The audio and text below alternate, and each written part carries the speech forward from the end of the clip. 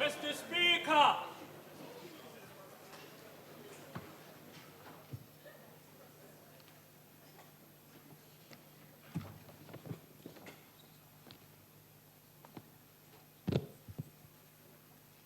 Please be seated.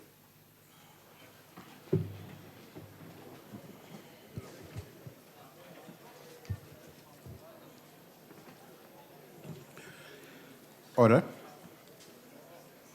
We come to notices of motion. Does any member wish to give notice of a motion? No member? Mr. Speaker, this is a notice of motion to censure the chairperson of the Portfolio Committee on Police. I hereby give notice that I shall move on behalf of the Democratic Alliance at the earliest opportunity that this House notes that the chairperson of the Portfolio Committee on Police, Honourable Annelies van Wyk, withheld from the committee several submissions which she received from foreign states expressing concern with the elements of the Private Security Industry Regulation Authority Amendment Bill. Further notes that these submissions, noting the impact of the bill on South Africa's international agreements like the World Trade Organization General Agreement on Tariffs and Trade, could have had an impact on the committee's deliberations on the bill and thus prevented the committee Order from fully... on the member, as a point of order. Yes, on the member. Can a matter which deals with the conduct of a member be treated as a notice of motion? I thought Order on members, order. You are not on the floor. Continue on the member. perhaps the Honourable Ollis will stand up and say what I wish to say, since he's so intelligent. Continue on the member. Honourable Speaker, I think we've had a similar incident in the last week where we have said that if a matter is to be moved concerning allegations of conduct against a member, there should be a substantive motion. I thought the Speaker had asked for notices of motion. Yes, indeed.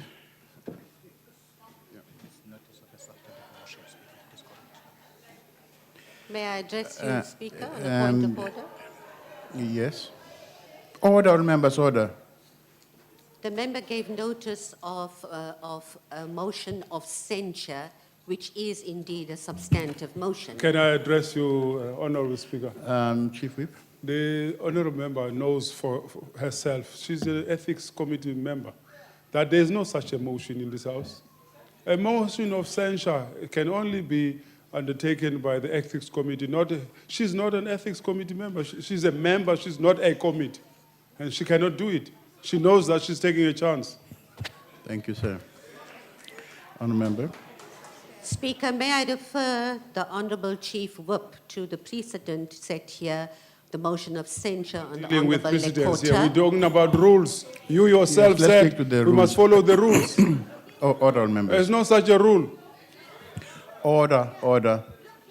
Mr. Speaker, may Order. I just continue? There are many arguments going No. on here. I'd like to complete this. It has been cleared with the table and you have been notified of this.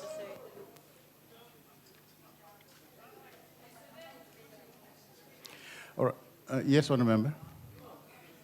If I could address you, Speaker, I believe the Honourable member, should she wish to move or give notice of a motion she will move, she is able to do so. But she cannot go into the substance of that motion until a substantive motion following all the rules is before the House. That seems to be correct. A member must give the notice and the Speaker will consider it. Honourable Speaker, Order. Yes, what point are you raising on, ma'am? Honourable Speaker, I just wanted to ask you that you also just consider a precedent that was set here in the House, and perhaps the NA table staff can help you with regard to the former Chief Whip of the ANC when a similar motion of censure was moved in the House. Yes, one member. What Speaker, point are you raising on? On the point that the Honourable Pandor referred to, I submit that a substantive motion can be done in two ways, either orally from the floor and then tabled with you, or in writing. The member chose to do it orally. Order on members. Order. On member, I will consider this and I will come back to you. For now, please take your seat on member. You've made a motion.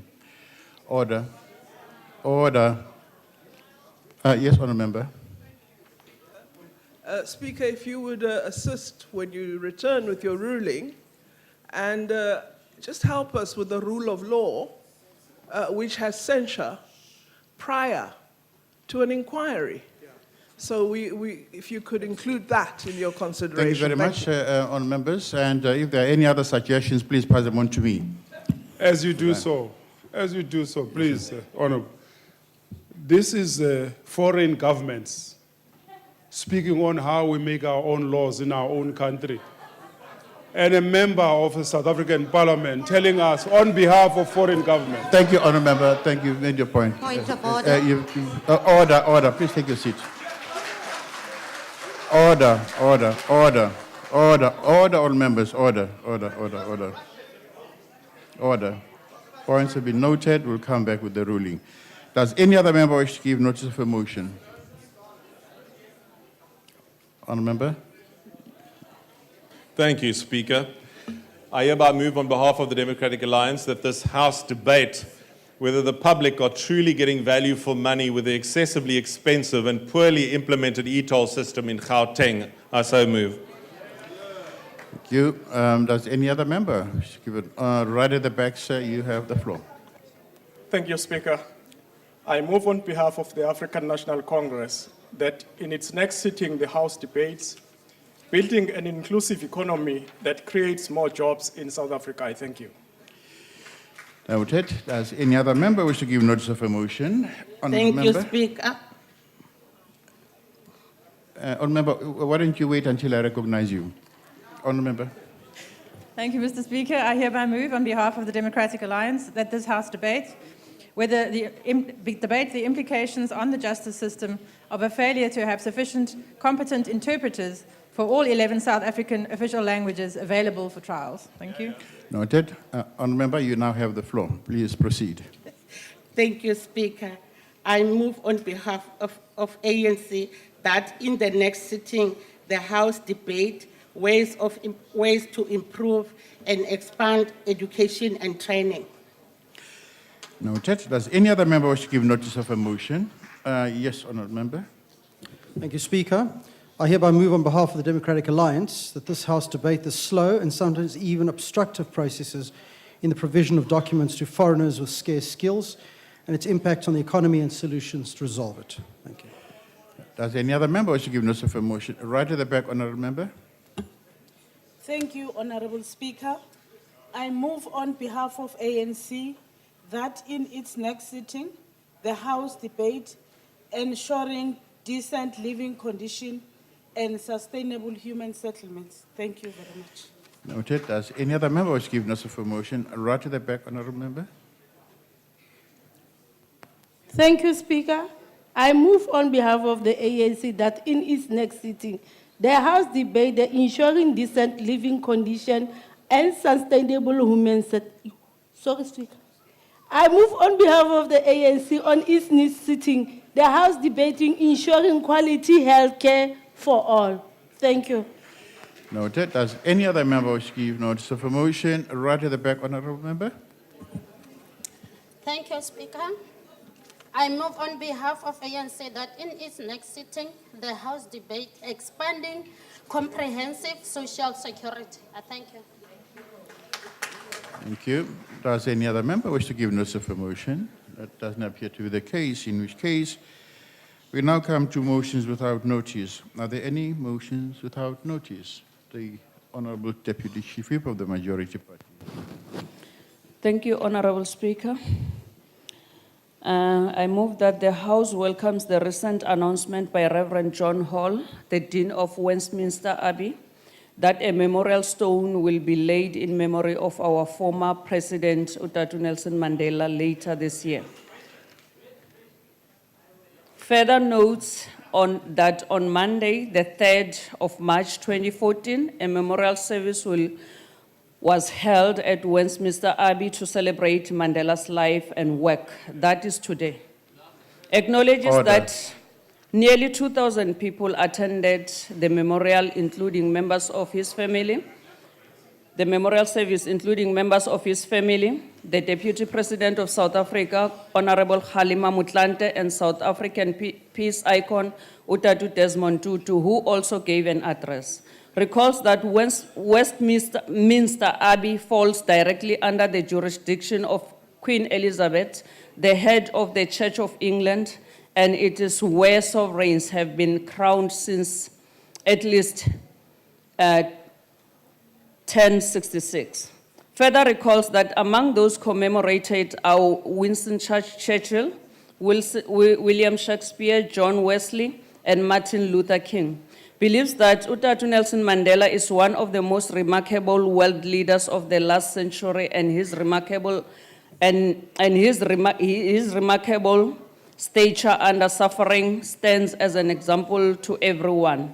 And we congratulate those involved in the decision to have his honor bestowed this honor bestowed upon Utatu Nelson Madiba, who is a global icon and reconciliator. Thank you.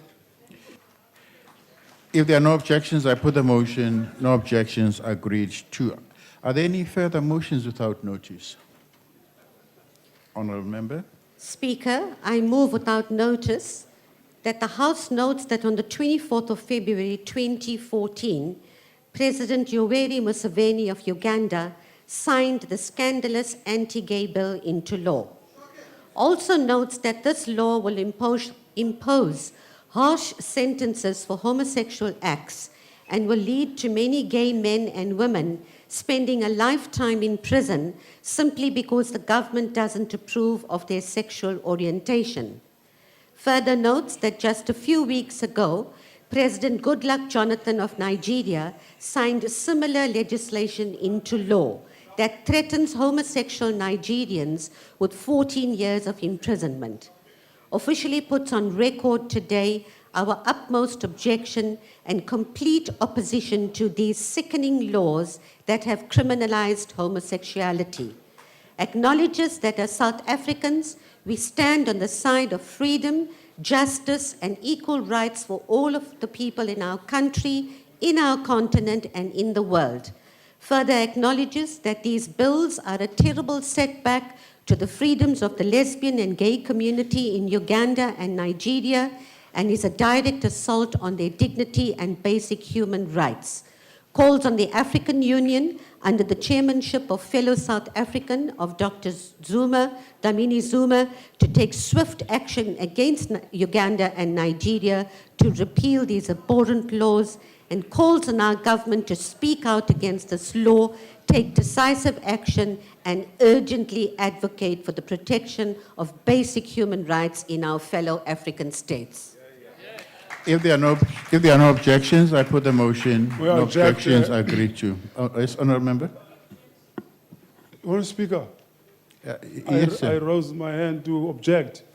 The DA knows that protocol is that if you object to a bill, to a motion, they will not read it. They deliberately decided to go ahead, which sets a precedent that we will read in future all objectionable motions without notice, like we do on this one.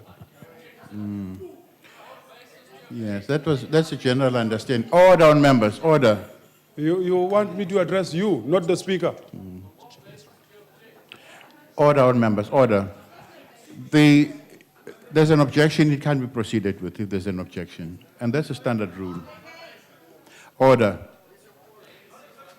Are there any further motions without notice? Deputy Chief Whip.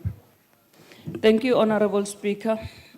I move that the House notes that on Saturday, the 1st of March 2014, South Africa's under-19 cricket squad beat Pakistan by a convincing 6 wickets with 47 balls to spare in the ICC Junior World Cup final in Dubai.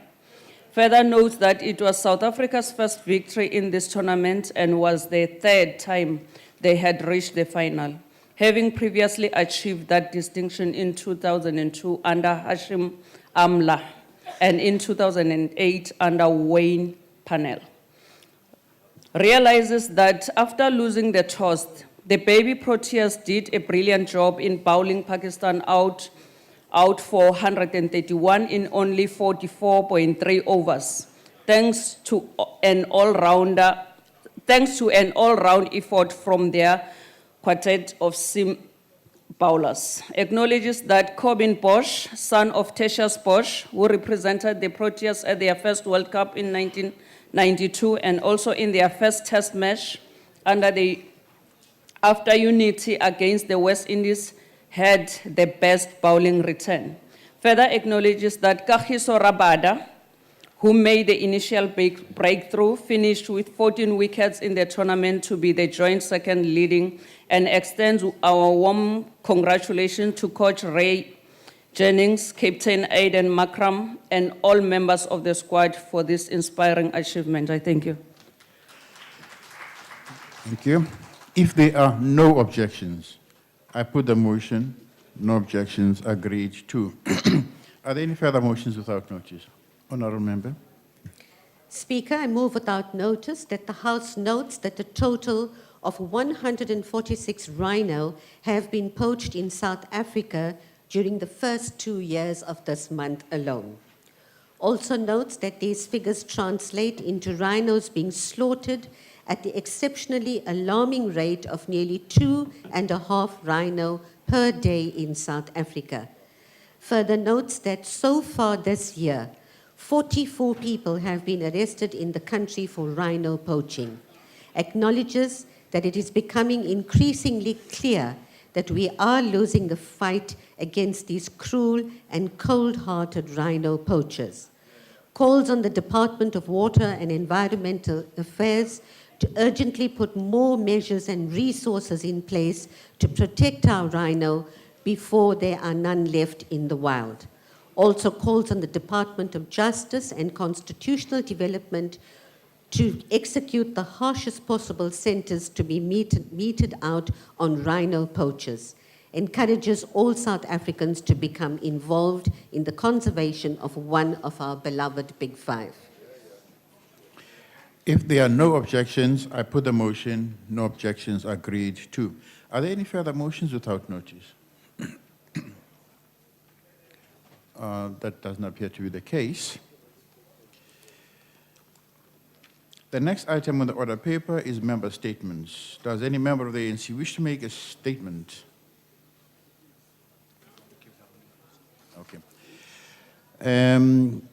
Before I give the floor to the ANC, let me take this opportunity to give a ruling.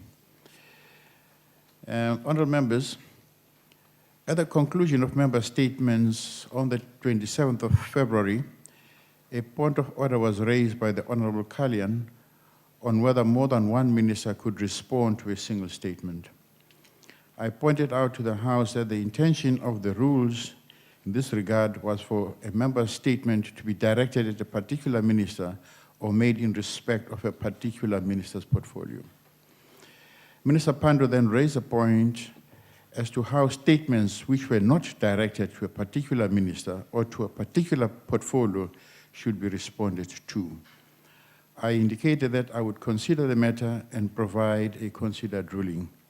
I now rule on the issue as follows. Member statements create an opportunity for members to air their views on topical issues.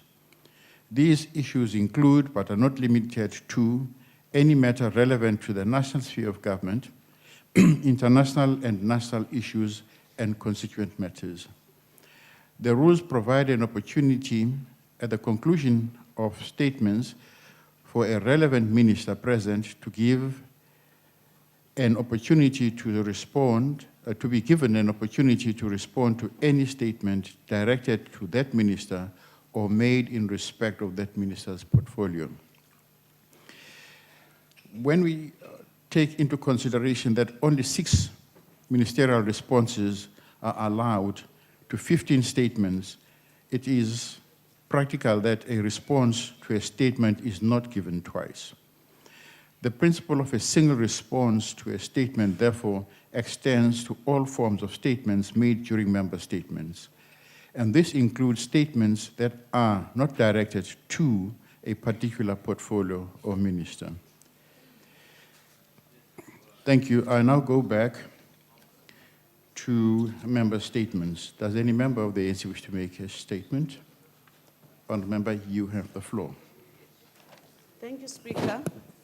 The African National Congress commends the Department of International Relations and Cooperation on the latest statement regarding the recent developments regarding the situation of lesbian, gays, bisexual, transsexual, intersex person, that is LGBTI worldwide.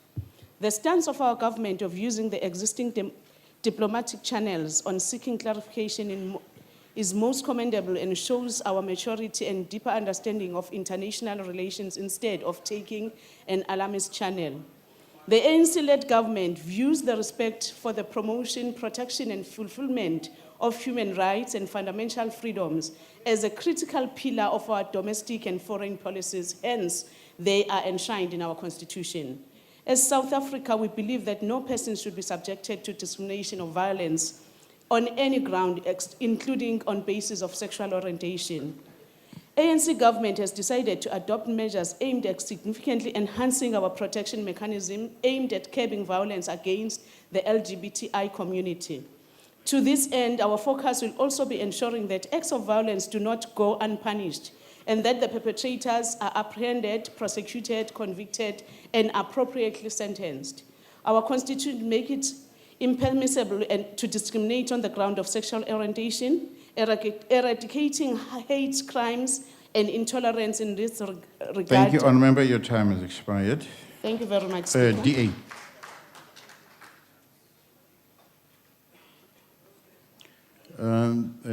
DA?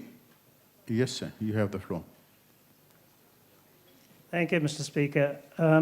South Africans have noted with great disappointment the absence of President Zuma from the Westminster Abbey service held in London yesterday to commemorate former President Nelson Mandela. President Zuma decided not to attend this historic event, even though the date was changed to suit his diary. Order, members, order. The event was originally scheduled to take place on the 11th of February this year to coincide with the 24th anniversary of Madiba's release from prison. The presidency requested the date be changed to accommodate President Zuma, and yet he still did not attend. While South Africa was represented with dignity by the deputy president, the attendance of the president would not only have demonstrated our understanding of the protocol involved, but would again have sent a strong message to the world that former President Mandela was and remains our greatest national treasure and continues to be the focus of affection and respect. Regrettably, Mr. Speaker, an occasion has been lost for the country's leader to once more honor the memory of Nelson Mandela, watched by millions around the world. This diplomatic gaffe will do little to redeem President Zuma's already weakening image. Thank you. Cope. Mr. Speaker, the Honourable Minister of Water and Environmental Affairs has urged yesterday, particularly those adjacent to the National Kruger Park, to be more vigilant and report any suspect activities that are linked to poaching. Let us all echo that as the National Parliament today. We had the sad images of a rhino still alive, dehorned, walking around near the Pabeni gate of the Kruger Park a few days ago. This unfortunate animal was founded and put down by sandparks less than 12 hours ago. The image of this scarred rhino went viral on social media, refocusing the tragedy that is playing off in South Africa. Ian Player has called this an act of terrorism. Is he not correct?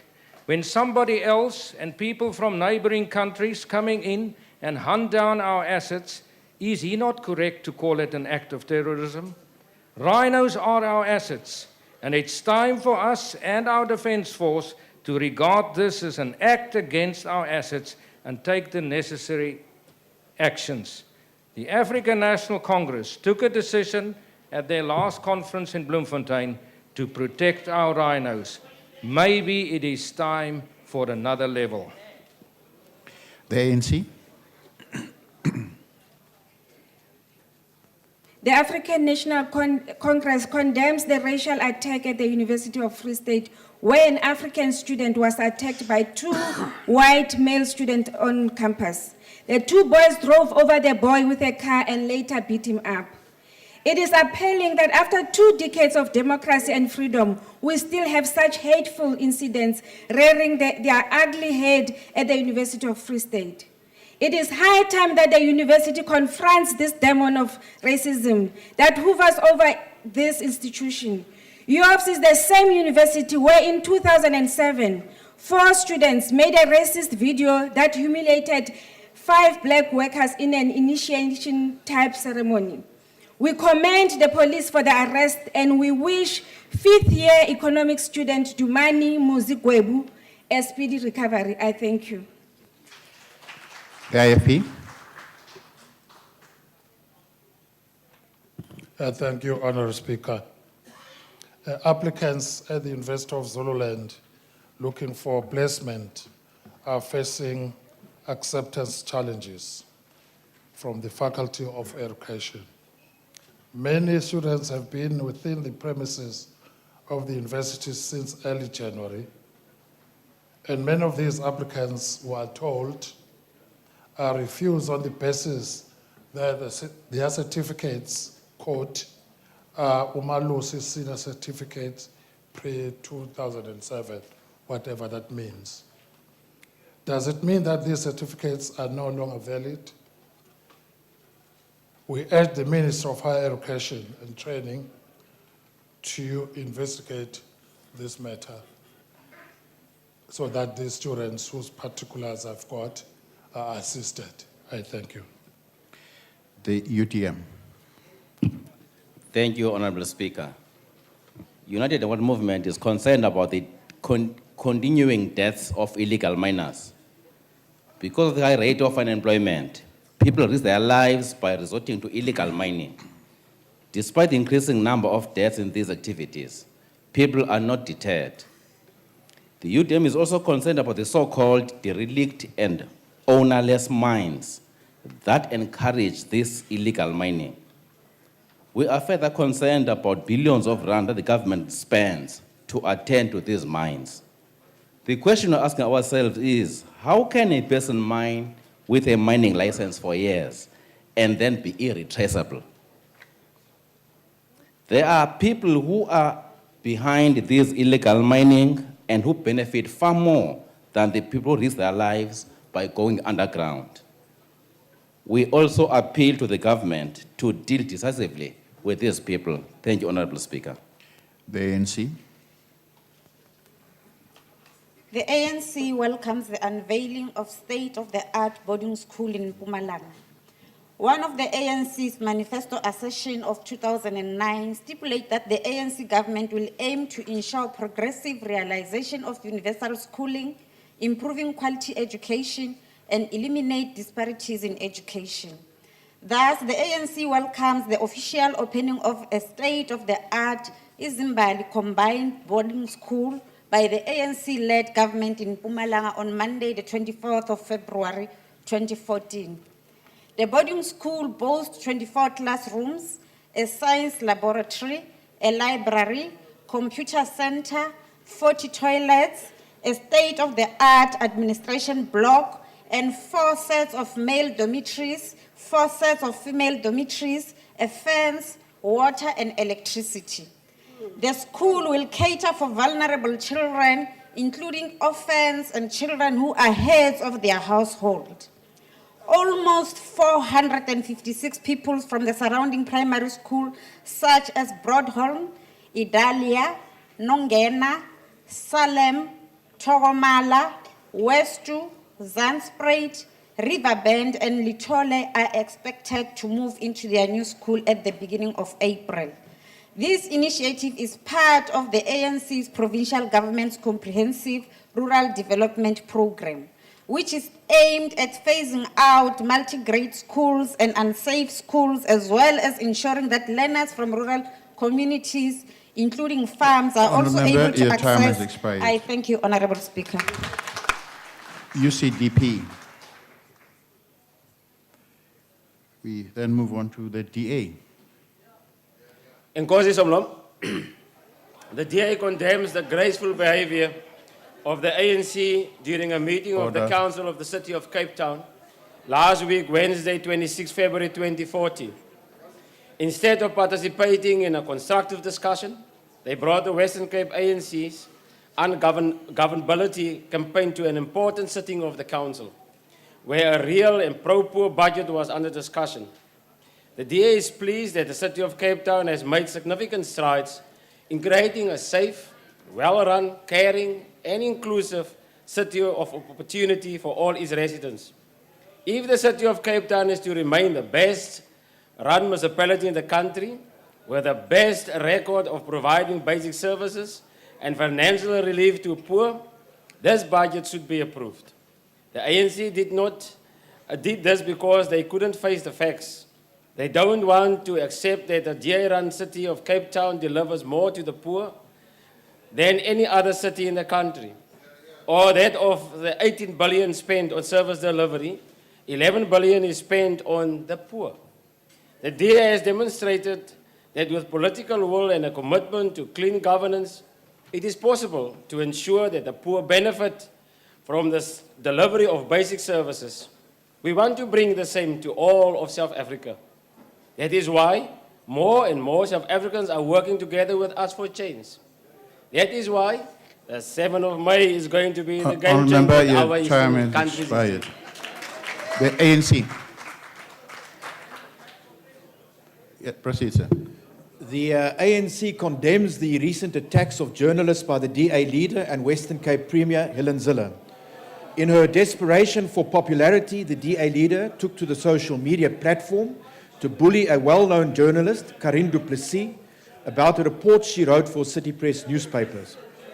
Her race-inspired hysteric attack on du Plessis demonstrates that she is only prepared to uphold and defend constitutional values and press freedom when it suits her. A shame for a former journalist. It smacks of the actions by a premier donna and Twitter diva. The ANC will continue to support an independent media and its right to cover news fearlessly. Zille also directed another frenzied attack at a young journalist, Shanti Abu-Baker, who dared to write about the DA being funded by businessmen who earn their money through inter alia actions that result in the oppression of the people of Palestine. As a former journalist, Zille knows that she can complain against press coverage at the press ombudsman.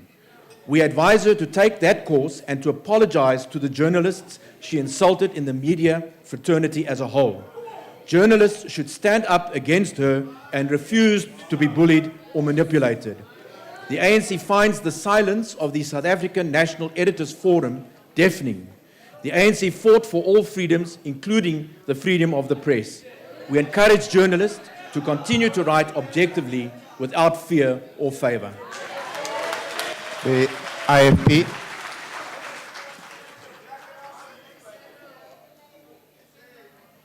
My apologies, Speaker. Go ahead, sir. The rules prevent me from reading the second statement. Can you give us law to a part of your choice, Mr. Speaker? Thank you. Thank you very much. We move on. Cope. The beginning of the much-awaited Oscar Pretorius trial was yesterday delayed for more than an hour due to what justice officials have called an interpreter problem. International media have been covering the events in detail since Riva Steenkamp's unfortunate death last year. Reporters and photographers from all over the globe have descended on our country and our shores to cover the case that has captured the world's attention. But what happened yesterday was very unfortunate. The trial has attracted so much global attention that experts are convinced that it was not only Oscar that was on trial, but that also our justice system was on trial. Our courts are dogged by numerous problems, resulting in cases taking too long to finalize. This was one of those high-profile cases, but how many other courts are also dogged with interpreter problems, where people have the right to be heard in their home languages? Yesterday was a perfect chance to demonstrate to the whole world that ours is not a dysfunctional court system, but the inability to get that right yesterday was an opportunity lost, and we really regret that. We want the Minister of Justice and Constitutional Development to investigate the matter. Thank you. The ANC. Speaker, children of the Western Cape are yet to be convinced about the strides the ANC has made due to the reversals that have been made in this province by the DA. They have been subjected to underdevelopment, they live in fear due to crime, and their parents are being denied basic rights of picketing by the DA and ID. The matric pass rate has been declining in the past 5 years.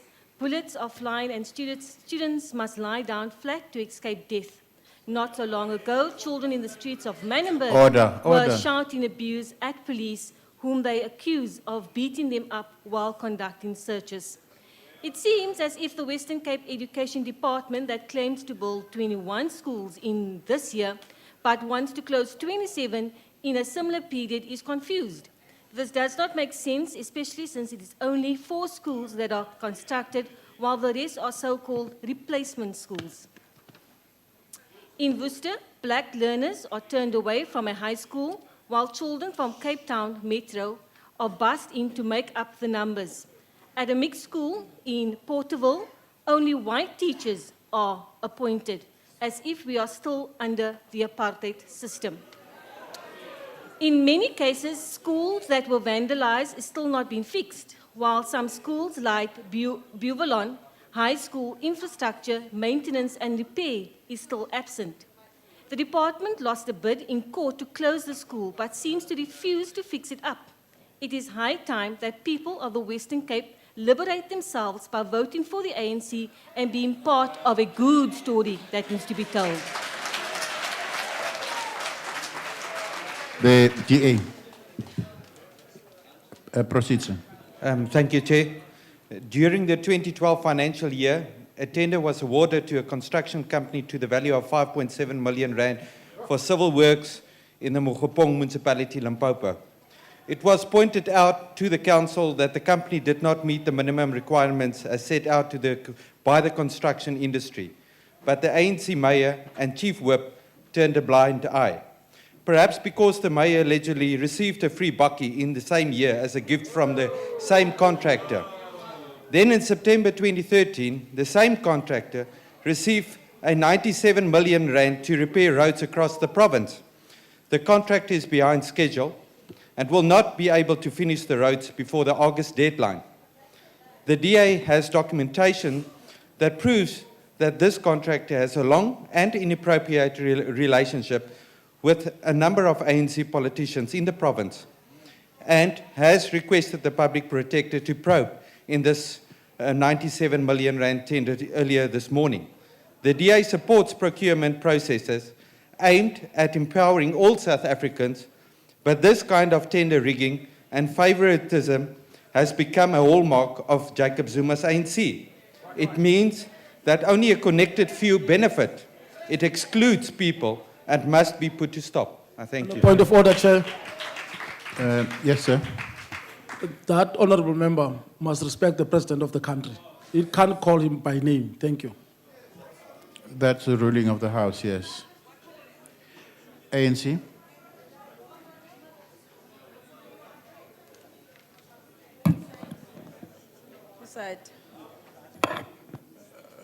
Yes, proceed, honorable member. I can see you. Okay. I can't hear you, but I can see you.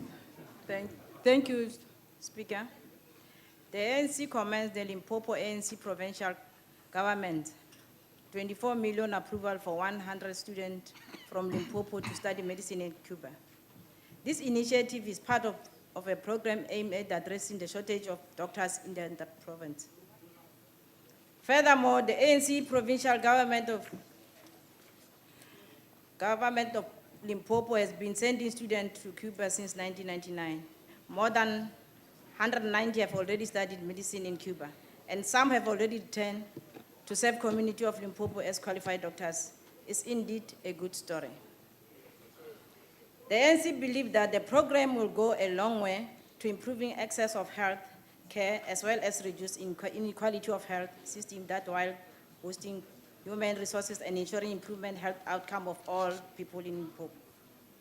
This is a good story to tell whose outcome is geared to improve the quality of care of all South Africans. Unlike the Western Cape, where those who wish to study medicine have been denied an opportunity to study medicine in Cuba by DA government.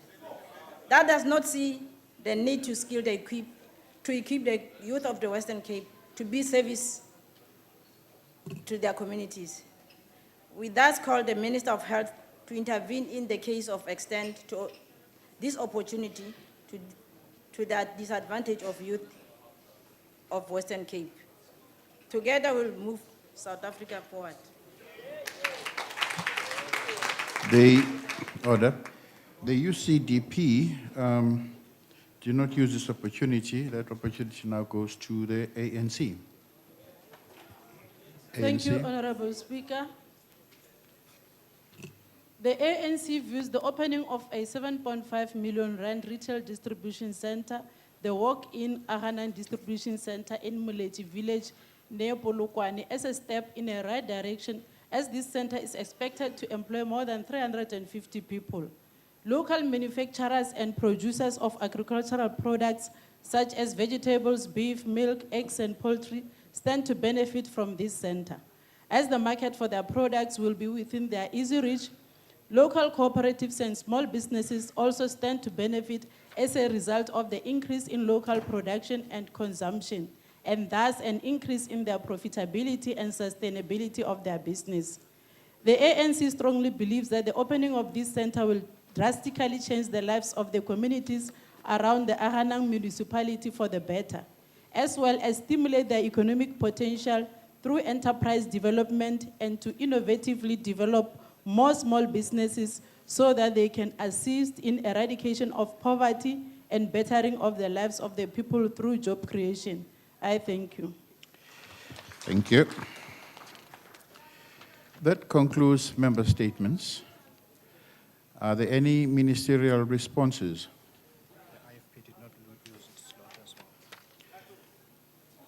Oh, yes. We saw the IFE, but it didn't use the slot. The slot goes to the DA. Mr. Speaker, verlede dinsdagnag 25 Februarie is Hendrik en Therese Klopper van Talton in die Mogale City munisipale area voor hulle 3 jong kinders in hulle huis aangeval en geskiet. Therese in haar sy waar die koel ook vasgesteek het. Hulle gaan na die Lera Tong Hospitaal, Minister for Health, vir behandeling van die skietwonde. Maar word vertel, die mediese personeel het nie nou tyd om die wonde te behandel nie. Hulle moet dit self skoonmaak. Hulle hoor dieselfde storie ook met hulle tweede besoek. Eers na ingryping deur Jack Bloom van die DA word Therese se wonde versorg. Gewapende roof in jou eie huis is erg genoeg, maar om dan nog by die hospitaal weggewys te word, dit is trauma op trauma. 'n Ander pasiënt is weens nalatigheid in dieselfde hospitaal dood. Die patetiese bestuur in hospitale onder ANC beheer is hiervoor verantwoordelik. Kiesers kan nie wag dat hierdie wanpraktyke tot 'n einde kom nie. That concludes member statements. Are there any ministerial responses?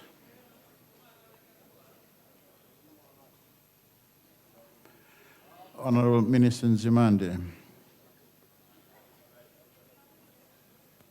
Thank you very much, Honorable Speaker. I wish to join the member who raised the issue of the racist incident at the University of the Free State to also condemn in the strongest possible terms this incident. And I have asked the university to give us as the department an explanation and action to be taken in this regard.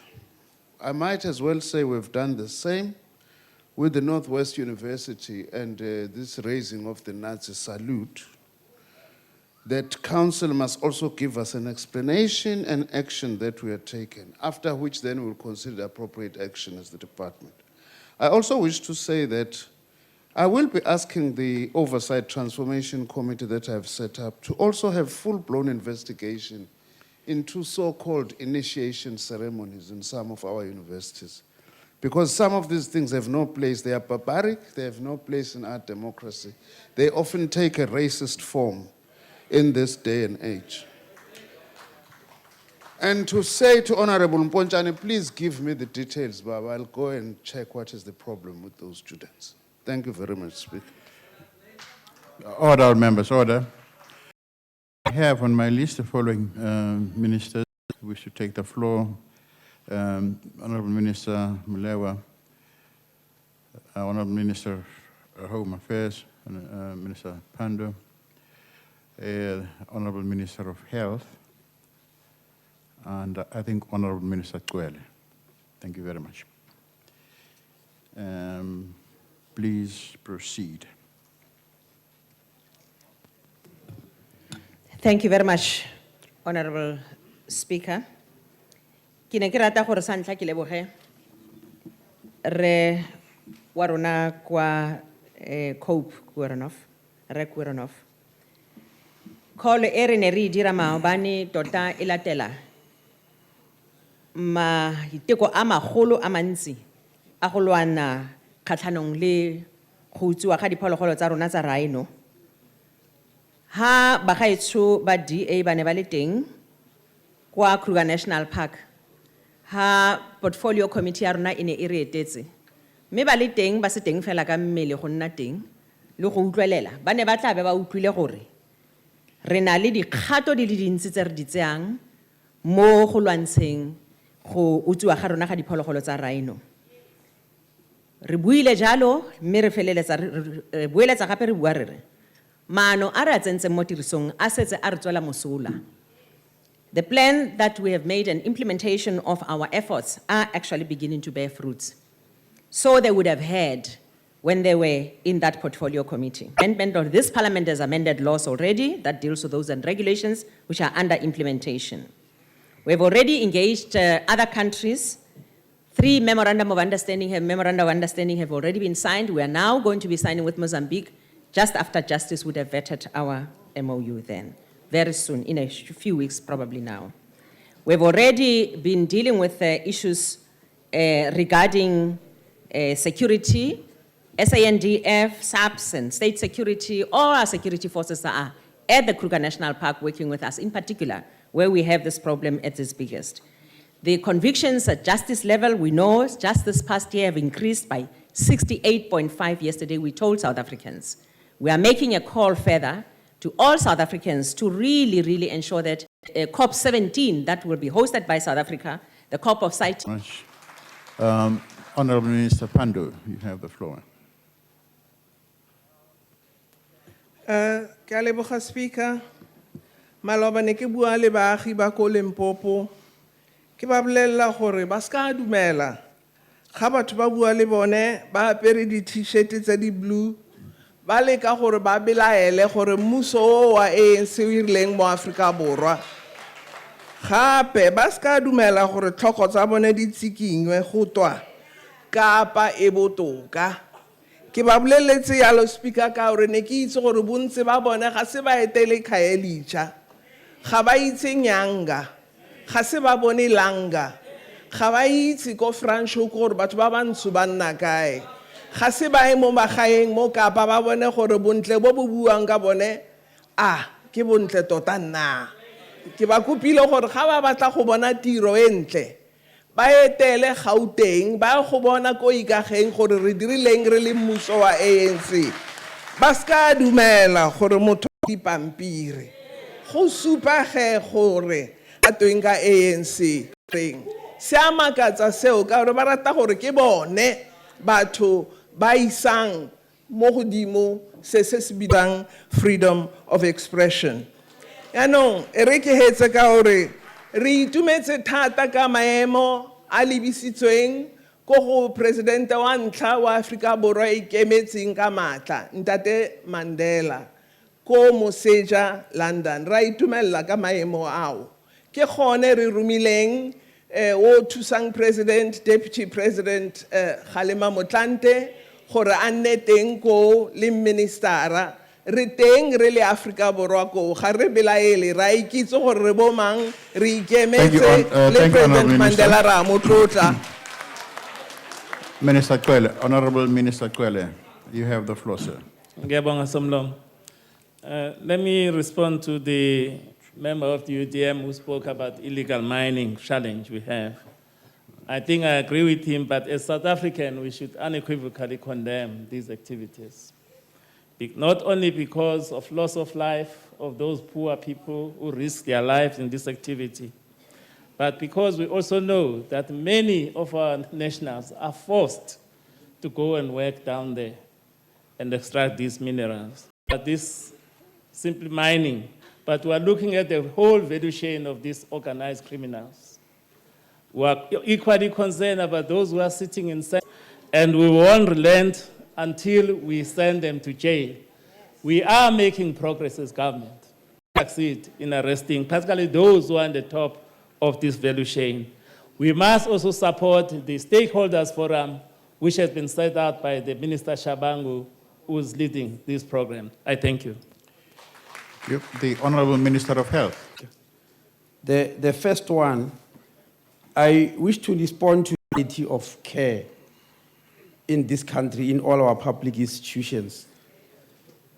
But I don't want us to politicize painful things like this. I don't want us to.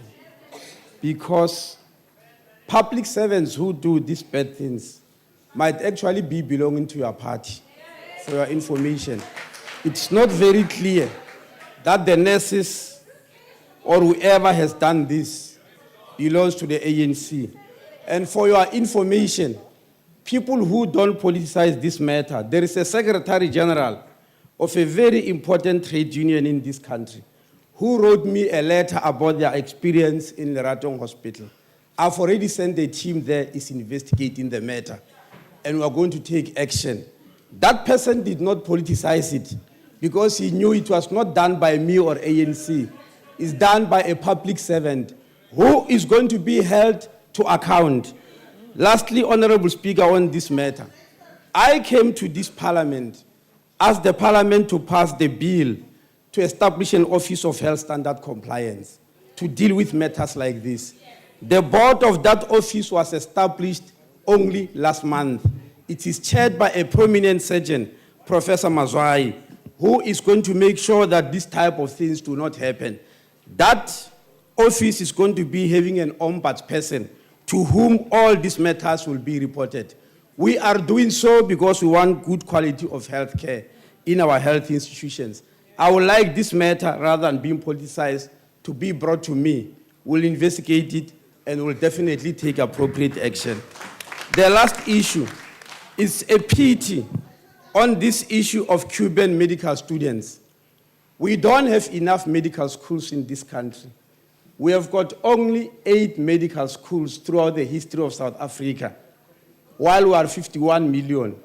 Cuba, with 11 million people, have got 27 medical schools.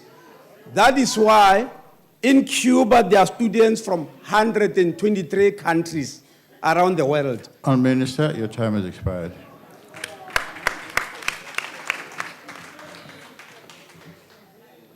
Honourable Minister Oliphant has passed his slot to the Honourable Minister of Labour. Okay. Okay. Okay, you do have a couple of minutes, seconds left. Please proceed and finish your statement. The ministers are giving you their slots, sir. I was just saying, Honorable Speaker, there are students from 123 countries around the world at the present moment who are studying medicine in Cuba. For DA to come and believe that this is not good quality is quite regrettable. We will solve this problem, Honorable Speaker, by making sure that this program is national. The students themselves have asked us that we must make this program national so that we don't have one part of the country regarding themselves as a sovereign state when they are just a province.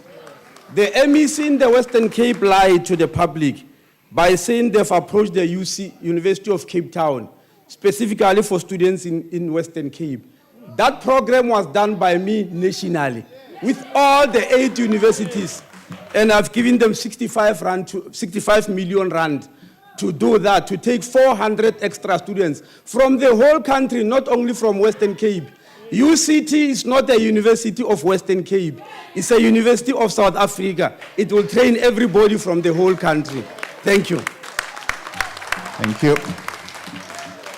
That concludes ministerial responses. The Secretary will read the 10th to 12th orders. Consideration of Report of Standing Committee on Finance on Customs Control Bill. Consideration of Report of Standing Committee on Finance on Customs and Excise Amendment Bill. Consideration of Report of Standing Committee on Finance on Customs Duty Bill. I now recognize the Honourable Chief Whip of the Majority Party. Honourable Chief Whip. Honourable Speaker, I move that the reports be adopted. The motion is that the reports be adopted. Are there any objections? No objections are agreed to. The Secretary will read the 13th to 15th orders.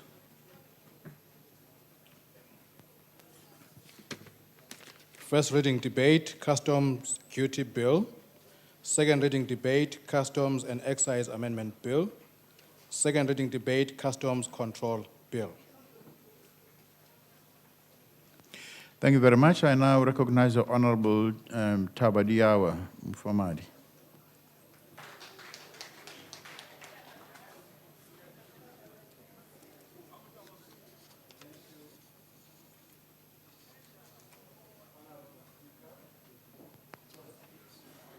Is it on? Is your mic on? Okay. Thank you. Thank you, Honorable Speaker, Honorable Ministers, Honorable Members, Deputy Ministers present here. Mr. Speaker, the Customs Bill creates a clear and transparent customs legal framework that supports a predictable environment aligned to international conventions and best practice. Multinational companies that trade across the borders are familiar with the customs environment and therefore require a legal framework that underpins predictability and consistency to ensure alignment of our customs regime with the World Customs Organization and revised Kyoto Protocol. The primary aims of the bills before us are as follows, honorable members: to provide systems and procedures for customs control of all goods and services entering or leaving the Republic of South Africa, to ensure the effective collection of tax on such goods imposed in terms of the Tax Levy Acts, to facilitate the implementation of other legislation applicable to such goods and services, and to support the promotion of exports and businesses, competitiveness, while simultaneously domestically oriented activity and supporting small, medium, and micro enterprises. On the issue of illicit trade, honorable members and honorable Speaker, the Minister of Finance in the budget speech highlighted that during 2013, the South African Revenue Services detained 400 containers holding suspected counterfeit clothing, footwear, and textiles.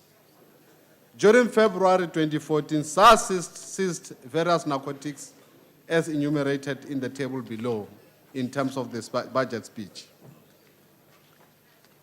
SACTU, a trade union that organizes in the textile industry, an affiliate of COSATU and therefore a progressive organization, in their oral presentation during our public hearings, stated that from their inference, they can safely say that 7.1 billion worth of clothing was smuggled, under-declared or under-invoiced upon arrival in South Africa in order to avoid paying import duties.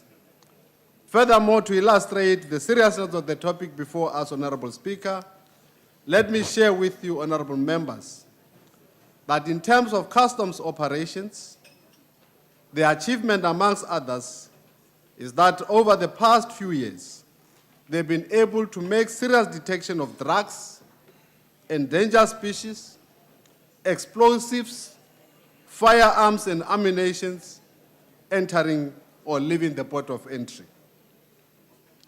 Illicit CDs, DVDs, and tobacco products, as well as counterfeit goods at the port of entry and mail centers. The DOC unit of the South African Revenue Services has also enjoyed great success.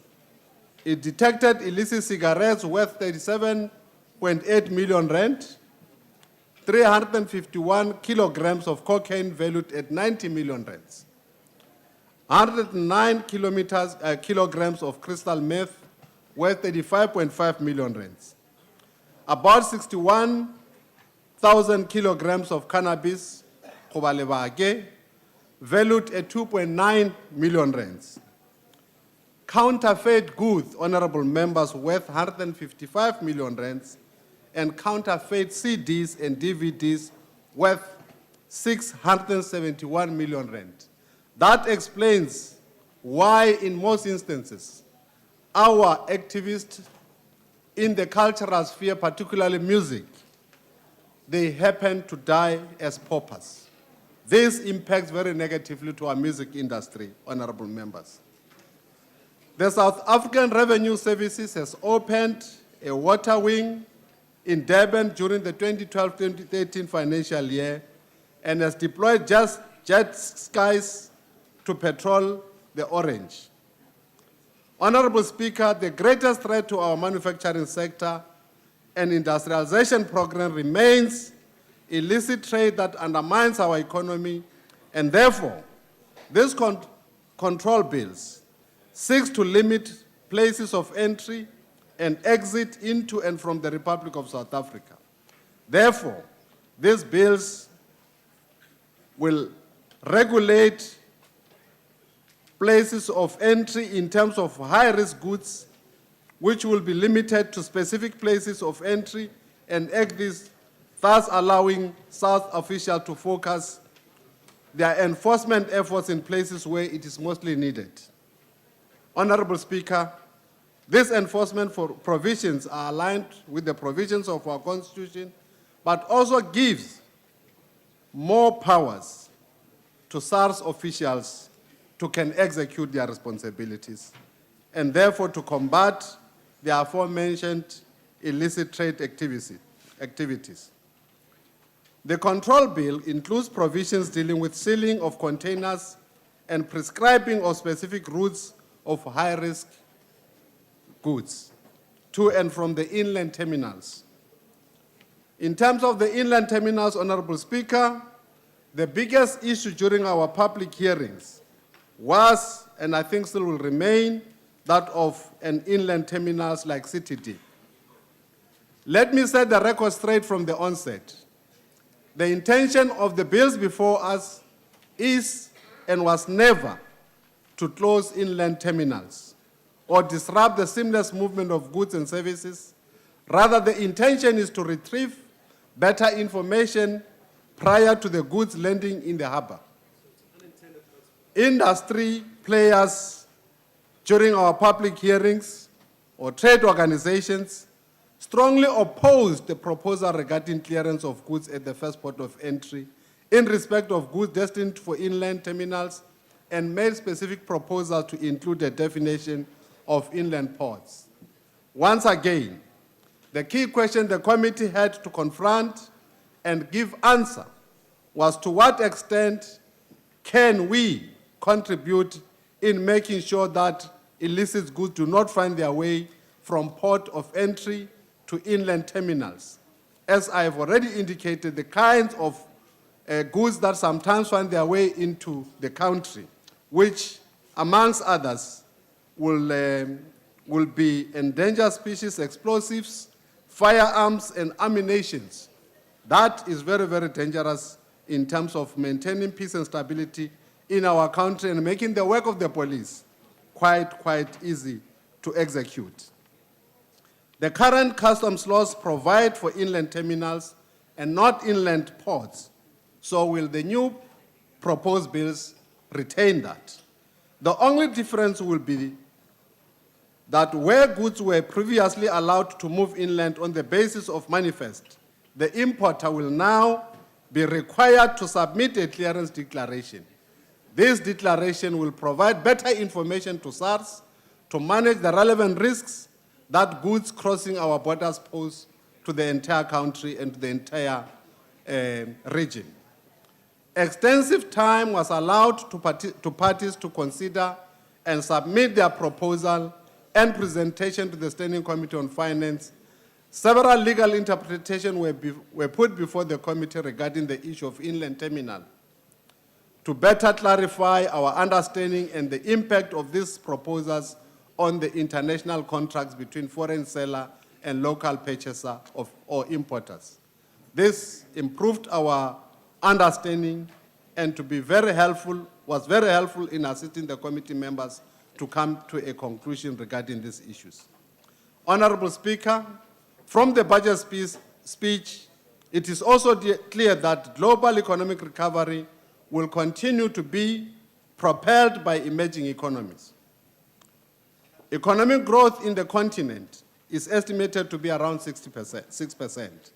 And therefore, it is imperative that we improve our trade environment by improving our infrastructure and efficiency at our ports of entry so that we can be a better place to facilitate trade through our one-stop border facilities with our neighboring countries. The Customs Control Bill specifically seeks to provide a legal framework to facilitate smooth movement of goods at the place of entry or exit in terms of international agreements with adjoining countries. The bill therefore creates a legal framework for one-stop border post to facilitate between South Africa and the rest of the continent. As we'll recall, Honorable Speaker, Parliament recently ratified the agreement between South Africa and Mozambique for the establishment of one-stop border post at the Lebombo-Rizano along the Maputo corridor. In terms of penalties, honorable members, various submissions were made regarding the proposed fixed penalty regime, which ultimately culminated into a reduction of the quantum of the categories of these penalties and relief for bona fide errors. The bill distinguishes between two categories of offenses, namely more serious and less offensive. Offenses which include diversions of goods and other fraudulent practices such as making false statements and using documents containing false or misleading information. In terms of the bill, all this will be liable for imprisonment or a fine set out in the bill. In conclusion, honorable members, Mr. Speaker, the customs bill therefore lays a solid foundation for South Africa regarding the customs administration of goods imported and exported to and from South Africa. The bill supports government strategy to facilitate trade and improve control over goods crossing our borders. As the ANC, in our current manifesto, 2014 manifesto, we have declared that we will work with our partners to ensure increased exports, particularly manufactured and value-added export. We further say we'll continue to invest in the upgrading and expansion of the country's rail, port, and pipeline infrastructure as part of our effort to shift freight transport from road to rail. The ANC will support this move that takes South Africa forward. The ANC support the bills before us. Thank you, Honorable Speaker. I thank the honourable member, and I wish to invite the Honourable T.D. Harris to the podium. Thanks, Honourable Speaker. Let me try and provide some clarity on some of the things that the Honourable Mufamadi was trying to get across. Some members might not know this, but we have a inland port. For the past 36 years we've had it. It's in Gauteng. It's called City Deep. So it always has allowed a foreign exporter to consign goods to Johannesburg as a final destination. So a shipping line takes responsibility for the goods all the way until they're cleared at City Deep. So the existence of City Deep lowers the cost of doing business, it eases the burden on our ports, and it ensures the easy movement of goods to neighboring countries to our north. But the bills before us today, they do many good things to update our customs processes. But some of the things they do risk harming the status of City Deep as a place that goods can travel to be cleared. And this, I'm sure you'll agree, could have a negative impact on trade and economic growth.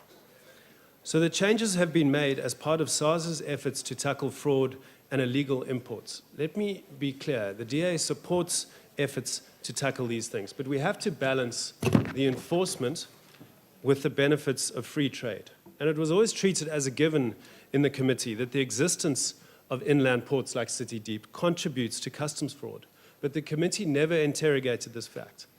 And what's more, SARS never commissioned a regulatory impact assessment on these bills, because I think you'll see the impacts can be quite severe.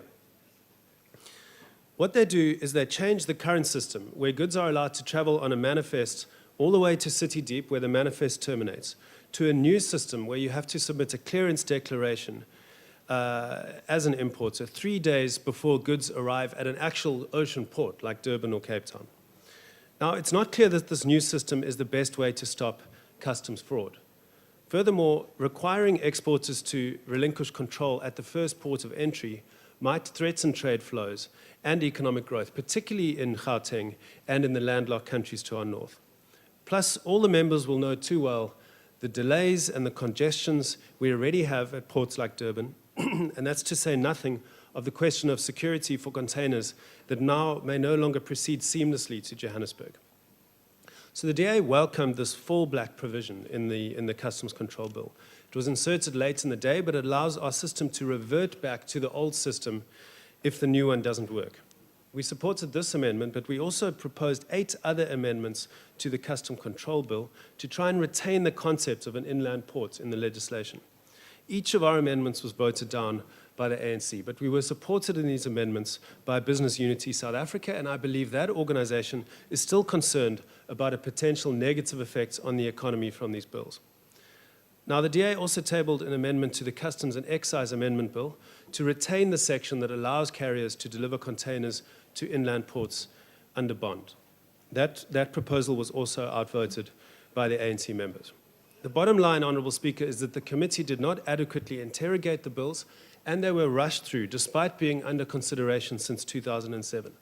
Let me tell you a little bit about why I say they were rushed.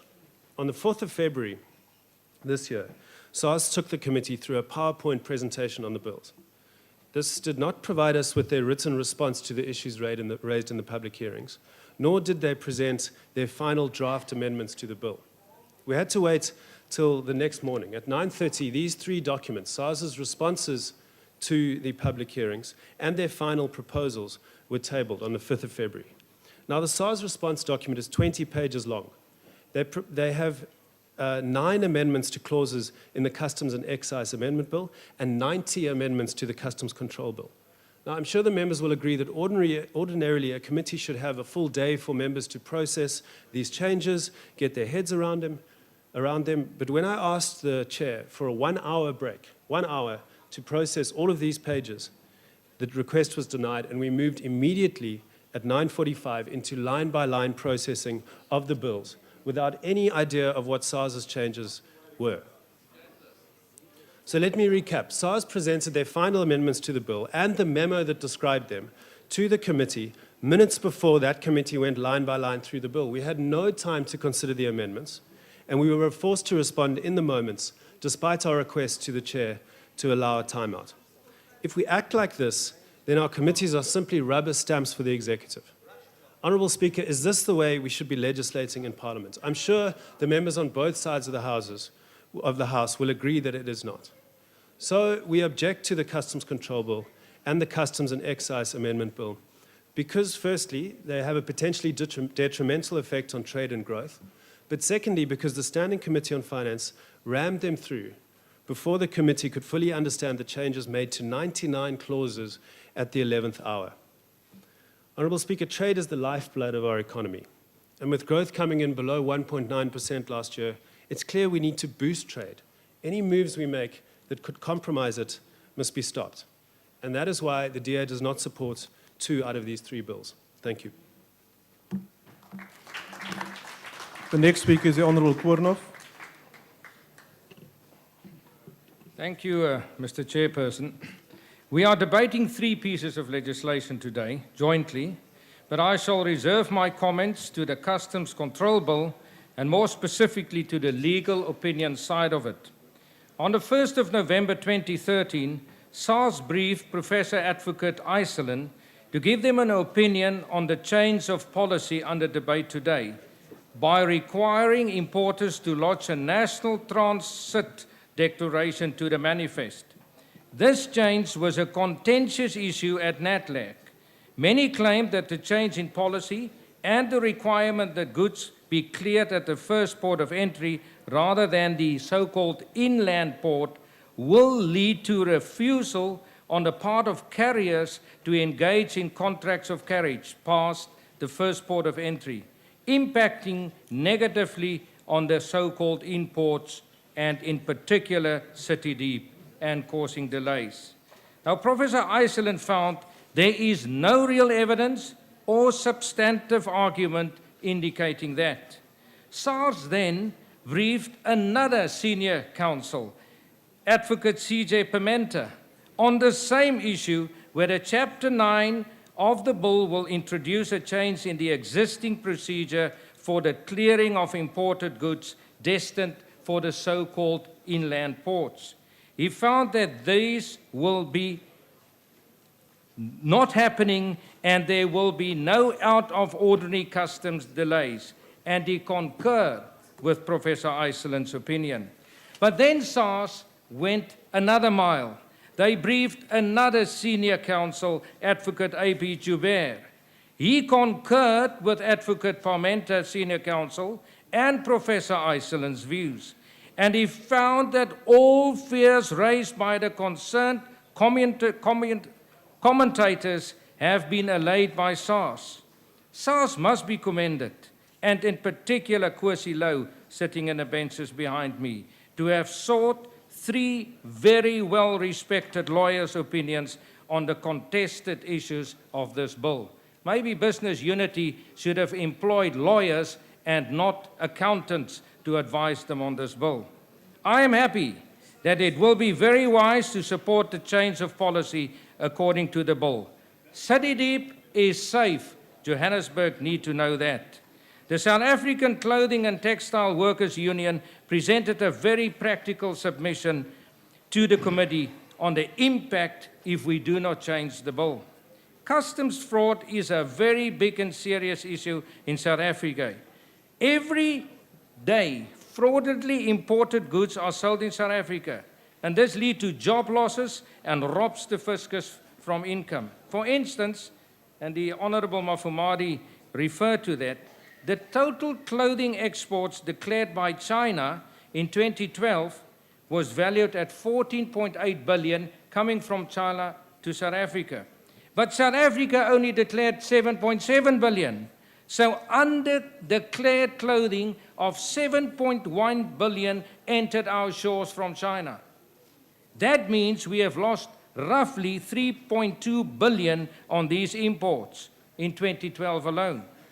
It is about time to introduce new measures, and COPE shall support all three pieces of legislation.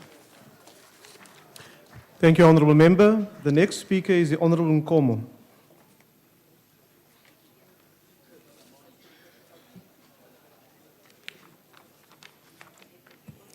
Thank you, Honourable Speaker. The Customs Control Bill seeks to provide for customs control of all vessels, aircrafts, trains, vehicles and goods and persons entering or leaving the Republic to facilitate the implementation of certain laws levying taxes on goods and of other legislation applicable to such goods and persons. Whilst we understand and support the idea of greater custom control by our officials, we also recognize the possible delays and associated costs such measures could cause to the import industry. It is a delicate balance act that must be workable for all parties involved and to the end benefit of South Africa and South Africans as a whole.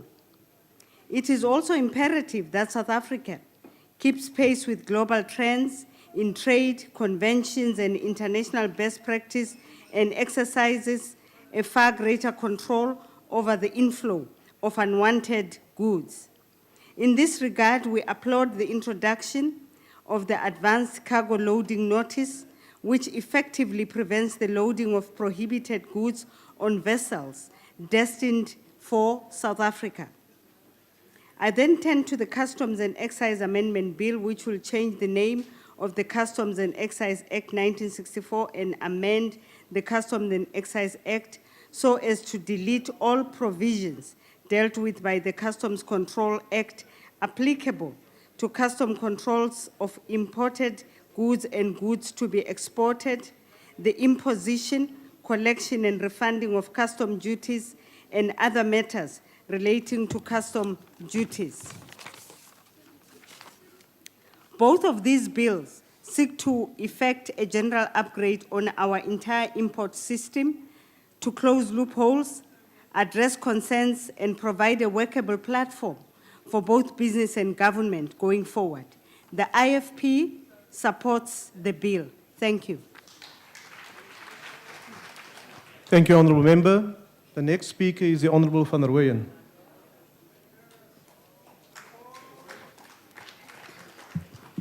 Thank you very much, Chair. Honourable Ministers and Deputy Ministers, as well as my colleagues, honourable members. In our 52nd conference as the African National Conference, African National Congress, we resolved that, I quote, "The building of small and micro enterprises is a critical developmental challenge, which requires that the state to deploy resources to build capacity and institutions. The mobilization of small businesses into cooperative operation is a critical part of the solutions to this challenge, as is the education of our people in entrepreneurial skills. The provision of financial support and training of small businesses.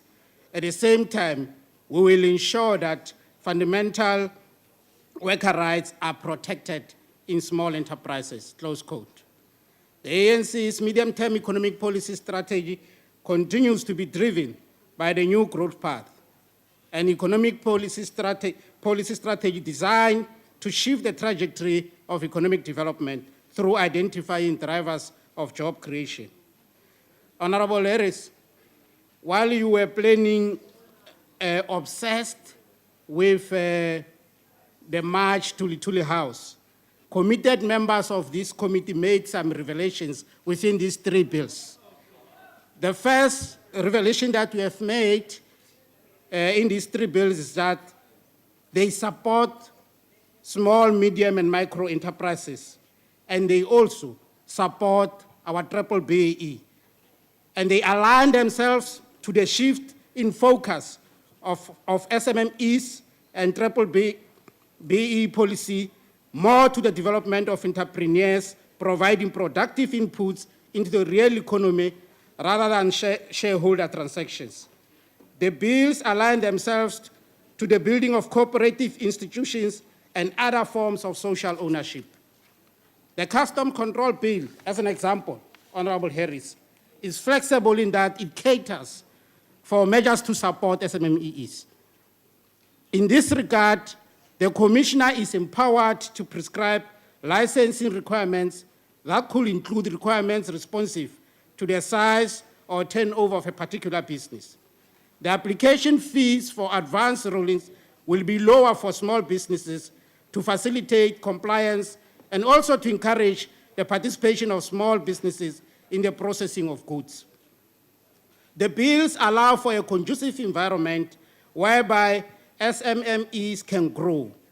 They provide for exemption from licensing of premises where subcontracted processings are carried out if the annual business turnover of those premises does not exceed a prescribed amount. The bills allow for a simplified registration process available to small business. The bills will promote exports and business of competitiveness, boosting local manufacturing and helping small business to grow. Practically, these bills will feed into the economic success and sustenance of our real economy. They will provide an anchor for increased participation of small business in the mainstream economy. Small businesses, as we are all aware, are a driving force for economic growth and development. Their dynamism and ability to innovate assist in creating the much-needed jobs in our economy. Besides creating employment, they also help diversify economic activity and make a significant contribution to exports and trade. Small businesses are a vehicle of ensuring economic inclusivity and increased participation by South Africans in the mainstream economy. There has been acceleration in the delivery and upscaling of support, particularly to Black-owned rural and township small businesses, as well as cooperative programs. The continuing monitoring of the business environment and undertaking regulatory reviews to ensure sustainable small business development will also be a key focus. Support services addressing the challenges faced by Black and women entrepreneurs is another key area of focus in broadening economic inclusion and promoting transformation in the economy. It is the people's government, the ANC government, that has continued to build entrepreneurial capacity in order to address the socio-economic challenges that are facing our people. As African National Congress, we have been resolute in increasing the uptake of small businesses as their dynamism and ability to innovate will assist us in creating the much-needed jobs in our economy. In conclusion, Chair, the 3 custom bills before this House today, I argue, will go a long way in assisting the small business sector to play an increasingly important role as an engine for economic growth and provide opportunities for aspiring entrepreneurs, especially those who are unemployed. The ANC support this bill. Ke a leboga. Thank you, Honourable Member. The next speaker is the Honourable Bula.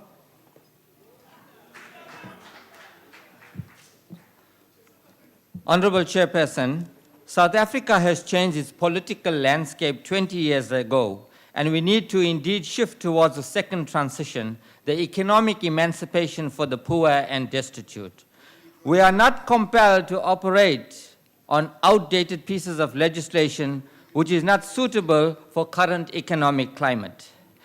And this is precisely why the customs control and customs duty bills is relevant to modernize our customs procedures and bring this integral part of the trade and investment sector in line with international norms and standards, and we laud the efforts of the Minister in this regard. The DA is so stuck on an old apartheid mentality and will argue against various aspects of the bills. Chairperson. Yes, Honourable Member. Would the Honourable Member take a question? Honourable Bula, do you want to take a question? Honourable Chairperson, I will do that at the end. Continue, Honourable Member.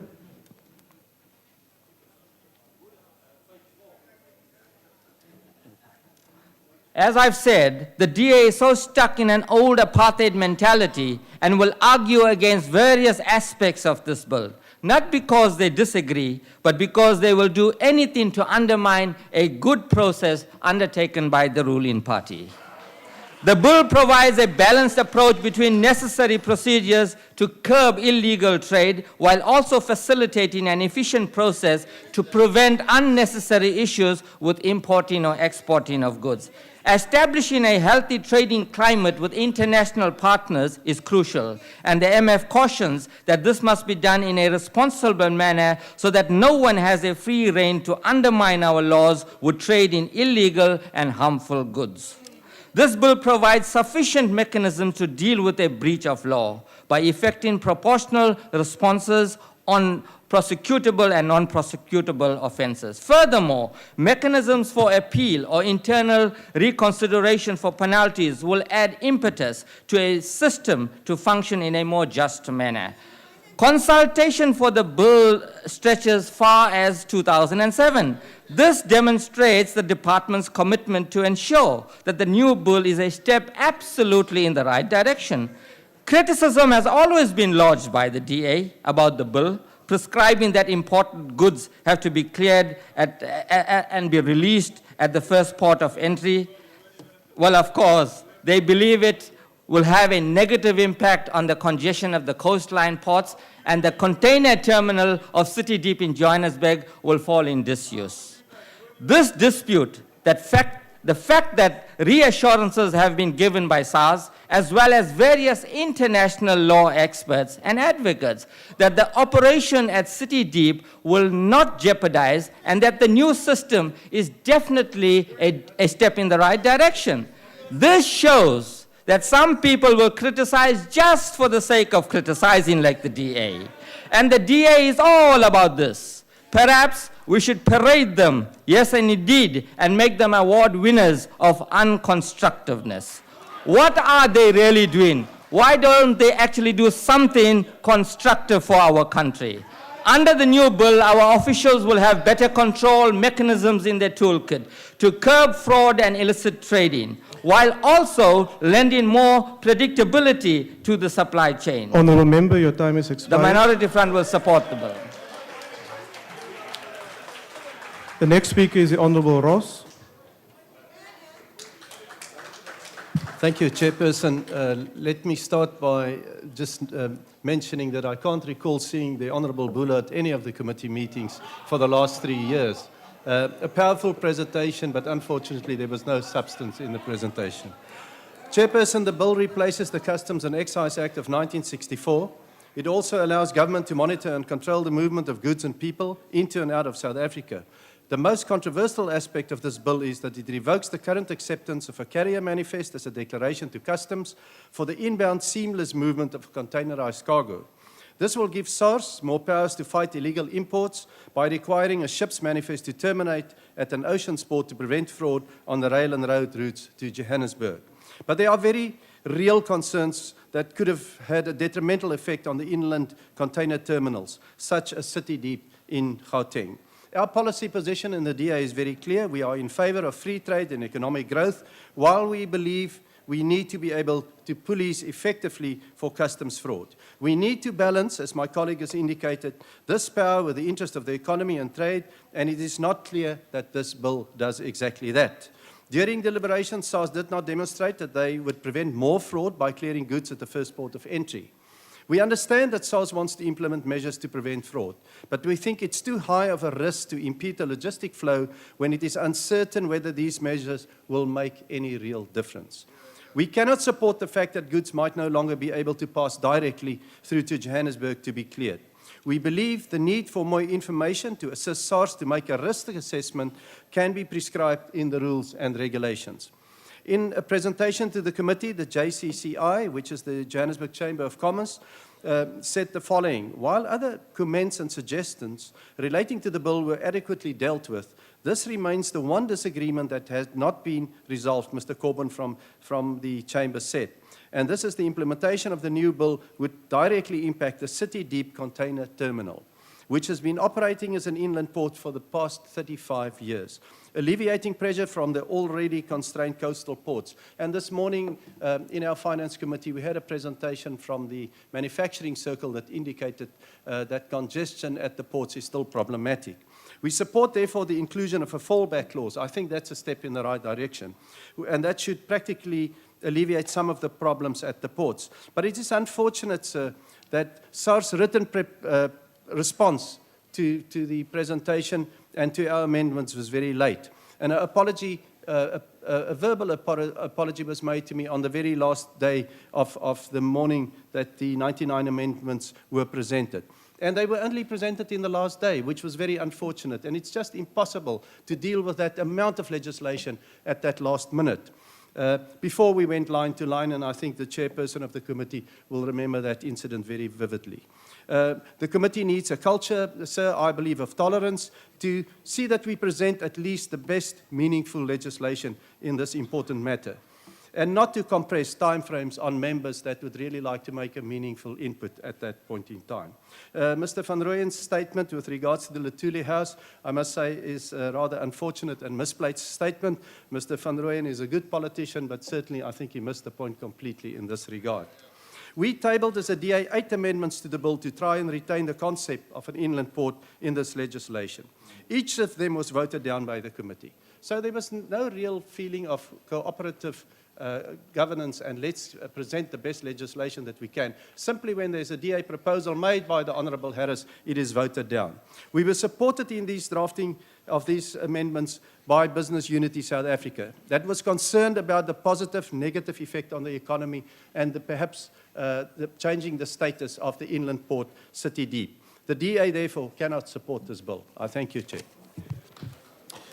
Thank you, Honourable Member. The next speaker is the Honourable Chabalala.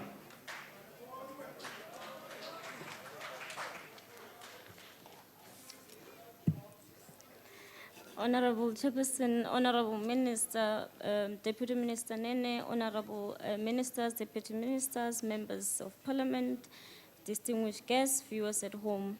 The South African government has taken crucial steps over the last 4 years to build and implement a strong policy framework intended to address country's developmental priorities.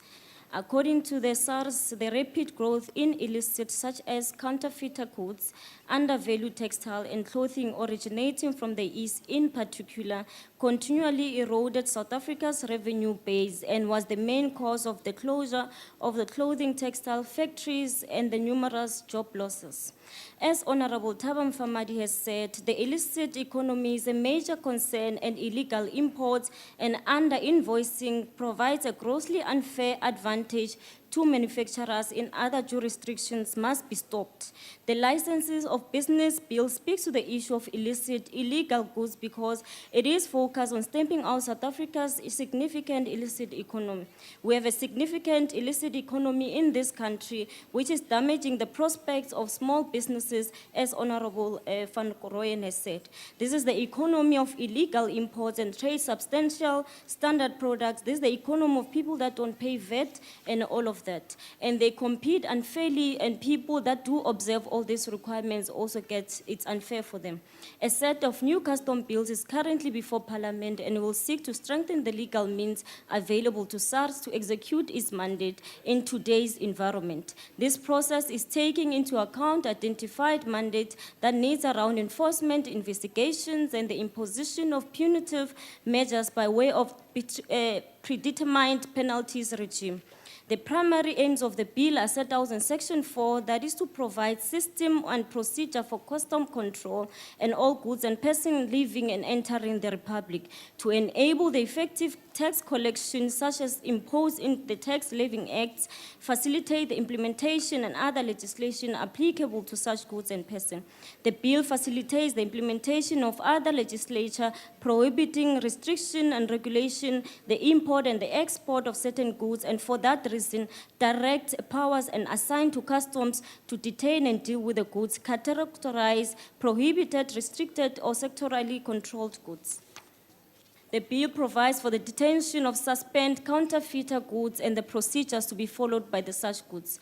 The Network and Labour Council also facilitated constructive negotiations resulting in the custom bills, including harsher penalties for custom offenders, naming and shaming of custom offenders, suspending, revoking, and withdrawing important licenses of custom offenders, disposing of seized goods and in a manner that does not undermine local production and additional customs capacity, and also limitation of the ports of entry. The clothing, textile, leather, and footwear sectors play an important in the South African economy. These are the strategic economic sectors that require significant attention, and given its potential to create more jobs and grow the domestic economy, government has introduced the incentive schemes. Production incentives will be increasingly grant-based, thus reduction reliance on tax incentives to boost manufacturing capacity and support the job creation. SARS will impose the most punitive measures possible in respect of its penalty regime on offenders, including but not limited to maximum penalties for forfeiture and seizure of goods found to be contravention of this law. Highlight of the industry being a significant employer of women and people in the communities where the fewer employment opportunities exist. It is estimated that 94% of workers in the industry are black, that is African, Indian, colored, and many are located in the decentralized rural areas. This means that any job losses or employment growth will have a disproportionate impact on black women and women-headed households. I thank the committee chairperson, Honorable Mfamadi, Honorable Van Rooyen, to have the patience that they do have with the committee. Now, let me start to respond, Honorable Harris. We need to complement the SARS by ensuring that they also consult with three senior legal opinion on this matter, and that has shown the capacity that the SARS has got in the issue itself. Advocate GTS Azeland Inland Ports has said, inland port is not an official custom term. It is not any term of official status according to such facilities in the terms of the current custom legislation. Now, Honorable Koronhoff has even made mention of this to say that perhaps the DA, or rather the opposition, should have went and consulted the lawyers, rather consulting economists, for them to get a greater understanding of the legislation itself. And we thank you, Honorable Koronhoff, for those things that we've mentioned. Honorable Harris did not even attend, honorable members, the public hearing. On the public hearing days, he comes and takes committee aback on proposals to amend the legislation. Then he realizes that his proposals Chair, are sorry, not finding... on a point of order. Yes, Honourable Member. Chair, the member is misleading the House. I was in attendance on both days of the public hearings. Honourable Member. Thank you, You may Honourable. continue. Thanks, Honourable Chairperson. The Honourable Member was not in the public hearing, and I still repeat. Honourable Member therefore gives Honourable Rose to come and make those amendments. Then he comes the following day. When he comes, wants to take the committee aback, and he tells the committee that they need to take cognizance on a of all point the of order. amendments. Honourable Member, what is your point? The member is misleading the House, Chair. The record will reflect that I was in the public hearings. Let's on wait these for the bills. record. Honourable Masuta, will you take your seat, please? Honourable Member, whether you attended the public hearings or not is neither here or there. It's not a requirement. It's not a requirement in the House for anyone to attend a specific meeting to participate in a debate or not. That is something that must be sorted out. I'm not in a position to rule on a matter that I don't have the details of. May I address you on that point of What is your point, Honourable Member? The member is saying that our member, Honourable Honourable Member, I heard what the Honourable Harris have said. From the point where I'm, Honourable Member, will you take your seat, please? Take your seat, please. From where I'm sitting, it's impossible to determine the correctness or not of that statement that the member is making and the challenge by Mr. Harris. We will check the records, and if need be, we will come back to the House. Honourable Masuta, is it on the same matter we want to continue with the debate, please? Chairperson, I was just indicating that in any case, that point can never be a point of order. Thank you, Honourable Member. Continue, Honourable Member. Thank you, Honourable Chairperson. Now, members, in the committee, we were taken aback, almost as if we're in some kindergarten type of story, where we are told to take amendments that that were even baseless to even start with. And now we could not take those baseless arguments that were made from their opposition for that matter. Now, this is the advice to the DA. Perhaps they should look into its deployment of shadow ministers or shadow something. Because really, if you go against take Minister Gordon, Minister Nene, Honorable Famadi, Honorable Van Rooyen, members of the ANC in the committee to task on finances, you really have to rethink about your shadowing type of situation. I think something that we must look at. It's important for us to ensure that we learn from the old people. And Honorable Korenhoff makes contemptible submissions to the committee. Perhaps mhlawumbe mele sisho le ndaba ukuthi indlela ibuzwa kuba phambili. Ezinye izinto abanye abantu bafuna ukusifaka phezulu ayisebenzi ngale ndlela leyo. So all I'm saying is that it's important for us to ensure that the technical amendments that honorable member is alluding to, they were just technical issues. They were not even substantiated matters that we're speaking to. Let me thank the honorable Nkomo of IFP in terms of the support. However, the issue of the delay and the cost, it's been said that none whatsoever as far as the delays are concerned, efficient electronic systems that will ensure that SARS implements in that. And the delays issue within this risk of the buyer and the seller, it is not liable.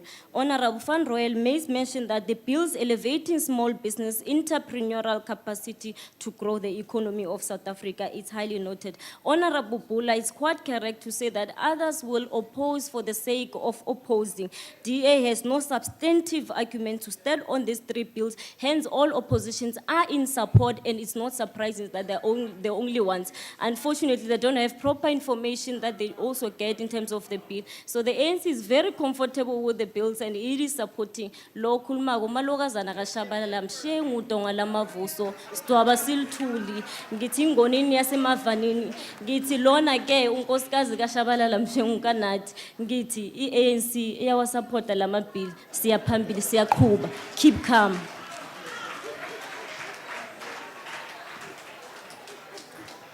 Order. Honorable Chairperson. Yes, Honorable Member. I just wanted to say that my member said that he was not one of the old members in that committee. Honorable Member. He is not that old. Honorable Member, I did not recognize you again. I now recognize the Honorable the Deputy Minister of Finance.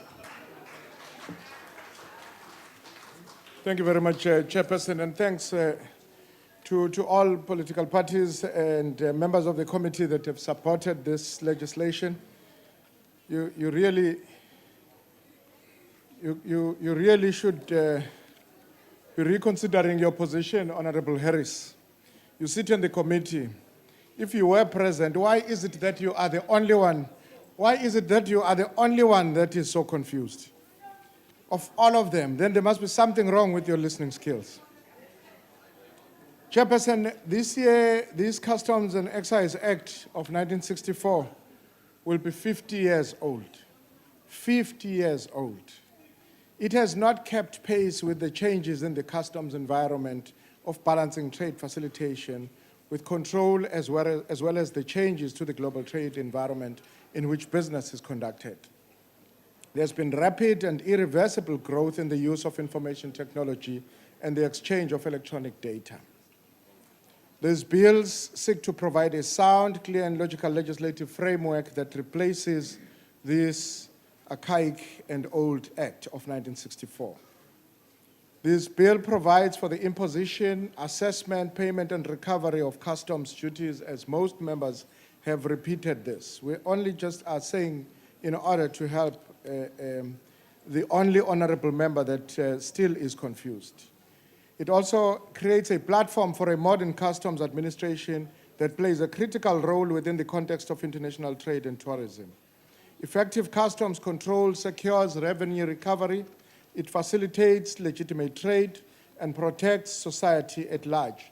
Unlike the Honorable Member Harris, who actually espouses an ideology that says, as long as you get jobs, as long as you get imports, even if those imports are illegal, even if those imports are, even if that's exactly what he was espousing here. He says even if those imports also come at the expense of our own customs, when there is under declaration that everybody has spoken about, he says it doesn't matter as Chair, long as sorry, he on gets a point those of order, imports. Other customs Honourable bill, Deputy as I've Minister, said, Honourable Deputy Minister, just give me an opportunity. Yes, Honourable Member. Chair, I rise on a point of order in terms of Rule 69, where the Minister is misquoting my speech, and I would just like the opportunity to explain. Honourable Member, we are busy with the debate. It's a matter of a debate that is taking place. It's not a point of order. Honourable Member, will you continue? Chair, sorry, excuse me, Chair. Thank you, Chair. Honourable Minister, will you continue? Chair, I'm rising on a point of order. Yes, Honourable Member. Chair, in terms of Rule 69, an explanation during debate. Honourable is Member, Honourable Member, I did not ask you to read the rule to me. I've said we are debating a matter. The Deputy Minister has a particular view that he's putting forward. It's part of normal debating, and we will continue with the debate. It's not a point of order. Continue, Honourable Member. when this honourable member came here, he said he's trying to clarify things, and he continued to confuse things. He continues with that confusion again. He also claims to be representing the inland terminals, and he quotes the City Deep. I must assure you that the City Deep is convinced that this legislation, and 3 legal opinions have confirmed that there is no such a thing as what he was trying to put before this House. City Deep is a container terminal today. It will remain a container terminal in terms of this new legislation, and the shipping lines have confirmed that they will issue through bills of lading to City Deep. The goods will still move seamlessly from the first port of entry to City Deep. So who does he represent? Because he stands here and he claims to be representing City Deep, and he says there will be unintended consequences. And I can assure you that everybody that stands to benefit from this legislation, the SAF, Transnet, support these proposals because they do precisely what we seek to achieve by putting this legislation before us. And as I said, and I want to clarify that the statements that SARS want to close inland terminals is entirely not true. We have internal terminals today, as I've said, that City Deep is one of them, and we will continue to have them in terms of the control bill. The issue at stake here is the fact that goods can move on a manifest. And a manifest is just a list of containers which do not provide adequate information about the goods from the first port of entry to an inland terminal. And these now, now we seek to get that information at the first port of entry. Therefore, information on a manifest is furthermore based on also unsubstantiated information which is supplied by the carrier and by a person in a foreign jurisdiction who cannot be held accountable for the information supplied. All these concerns have been addressed, and that is why all members of the committee who were present in the committee, both in spirit and physically, know that these things have been dealt with, and whatever it is, your absence is quite obvious, honourable member, because if you were there, you wouldn't be making the statements you were making, and the members that were present. It's because we had this slightly sober member of the committee, Mr. Ross, on that day that you missed, and he understood. And when you came in, you realized that your absence have left space for common sense to prevail, and you wanted to take us back. Let me dispel the notion that you continue to pretend as if you stand for the values and the issues that we have put in the National Development Plan, of small business, of support, of creating employment, of facilitating trade, of fighting crime, corruption, and customs fraud. All those things you have spoken against here today. And I think you're following very correctly on the steps of your leader, who on Friday's Cape Times is quoted to have been saying, and I quote, she says, that's your leader who says this, if the ANC wants to supply this completely false logic of saying that if the money comes from the central fiscus, it must be ANC projects and ANC delivery, then why didn't they just continue with that false logic a little more backwards and do a pro rata analysis of which parties' supporters pay the tax? She believes that it's the DA supporters that pays the tax. Unbelievable. Friday's Cape Times. I just couldn't believe this. But this is the mentality that you continue, and you have confirmed. We don't take into account that we all pay personal income tax, we all pay VAT, we pay company income tax, and sinners and drinkers, maybe those are the members of the DA that you think are your members, who pay excise duties on liquor and cigarettes. Motorists we pay skills levy, all sorts, and today we're dealing with customs, and this doesn't come from the DA in any measure. I want to thank all members, and I must take this opportunity to thank the chairperson for his leadership, the Portfolio Committee on Finance, all members in the Portfolio Committee, except one honorable member who has completely lost it in the committee. And I want to submit, chairperson and members of this House, that this will go a long way in bringing about the transformation in this area that we all yearn for. Thank you very much, Chair. Thank you, Honourable Deputy Minister. That concludes the debate. Are there any objections to the Customs Duty Bill being read a first time? No question, or no objection, agreed to. The Secretary will read the bill a first time. Customs Duty Bill. Are there any objections to the Customs and Excise Amendment Bill being read a second time? I now put the question. Those in favor will say aye. And those against, no. I think the ayes have it. Chairperson, will you please record the objection of the Democratic Alliance? The objection of the DA will be noted.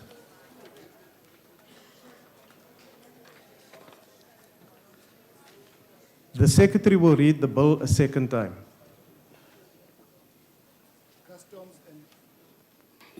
Customs and Excise Amendment Bill. I think it's excise. Customs and Excise Amendment Bill. The Customs and Excise Amendment Bill will be sent to the National Council of Provinces for concurrence. Excise duty, Chairperson. Honourable Member, I did not recognize you. Order, Honourable Members. Are there any objections to the Customs Control Bill being read a second time? I now put the question. Those in favour will say aye. And those against, no. I think the ayes have it. Chairperson, will you please record the objection of the Democratic Alliance? The objection will be recorded. The Secretary will read the bill a second time. Customs Control Bill. The bill will be sent to the National Council of Provinces for concurrence. The Secretary will read the 16th order. Second reading debate, Customs Duty Bill. Are there any objections to the bill being read a second time? Agreed to. The Secretary will read the bill a second time. Customs Duty Bill. The bill will be sent to the National Council of Provinces for concurrence. Honourable Members, we will now return to the decision of question on bills that were postponed during the earlier session today. These were in respect of the 2nd, 7th, and 8th orders. The second order. We now come to the decision of question on the second reading of the Women Empowerment and Gender Equality Bill. I now put the question. Are there any... Chairperson, just on Yes, the point Honourable of clarity, we have dealt with this matter. As far as I understand... Order, Honourable Members. The item has fallen off the agenda, and I'd like to know under what rule has been brought back. Thank you.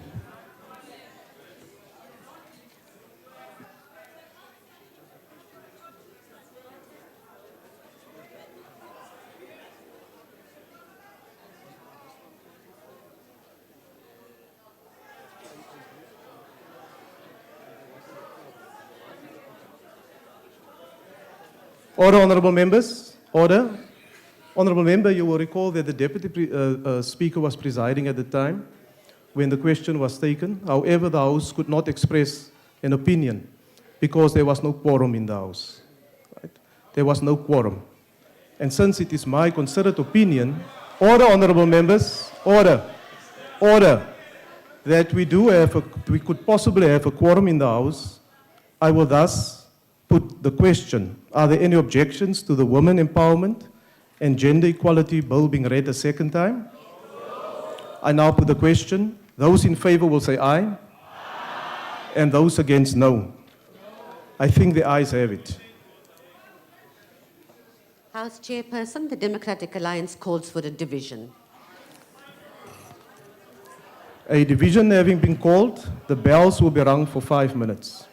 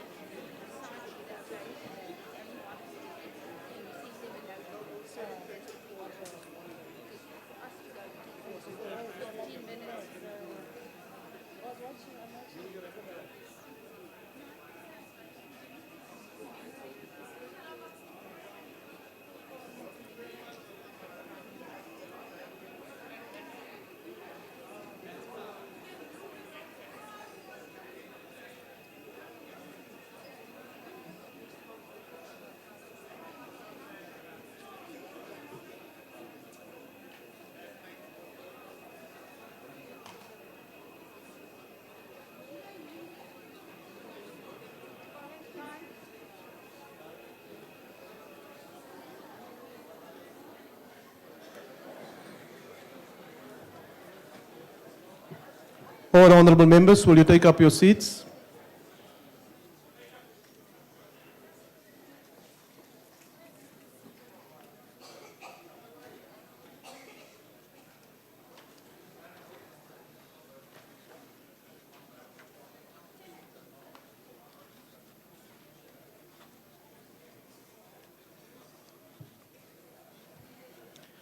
I would like to remind members that they may only vote from the allocated seats. When requested to do so, members must simply indicate their vote by pressing the appropriate button below the yes, no, or abstain signs. If a member inadvertently presses the wrong button, the member may thereafter press the correct button. The last button pressed will be recorded as the member's vote when the voting session is closed by the chair. The question before the House is that the Women Empowerment and Gender Equality Bill be read a second time. Are all members in the allocated seats?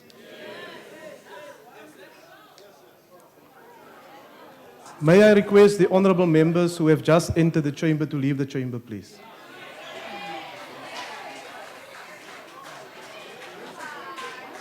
All the honorable members, we are in the middle of a voting session.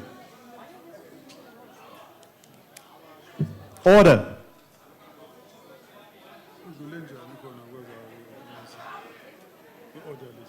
Order, honorable members. Voting will now commence. Those in favor of the bill being read a second time should press the yes button. Those against should press the no button. And those wishing to abstain should press the abstain button. Have all members voted? Thank you. The voting session is now closed.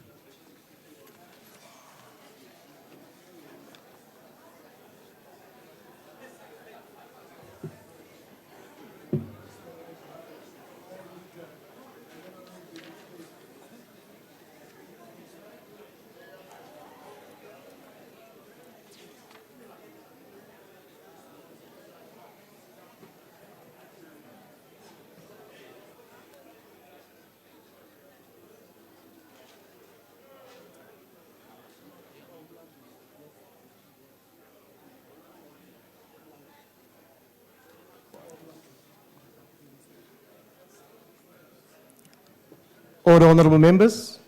The result of the division is as follows. Those in favor, 195. Those against, 38. 3 abstentions. The question is accordingly agreed to, and the secretary will read the bill a second time.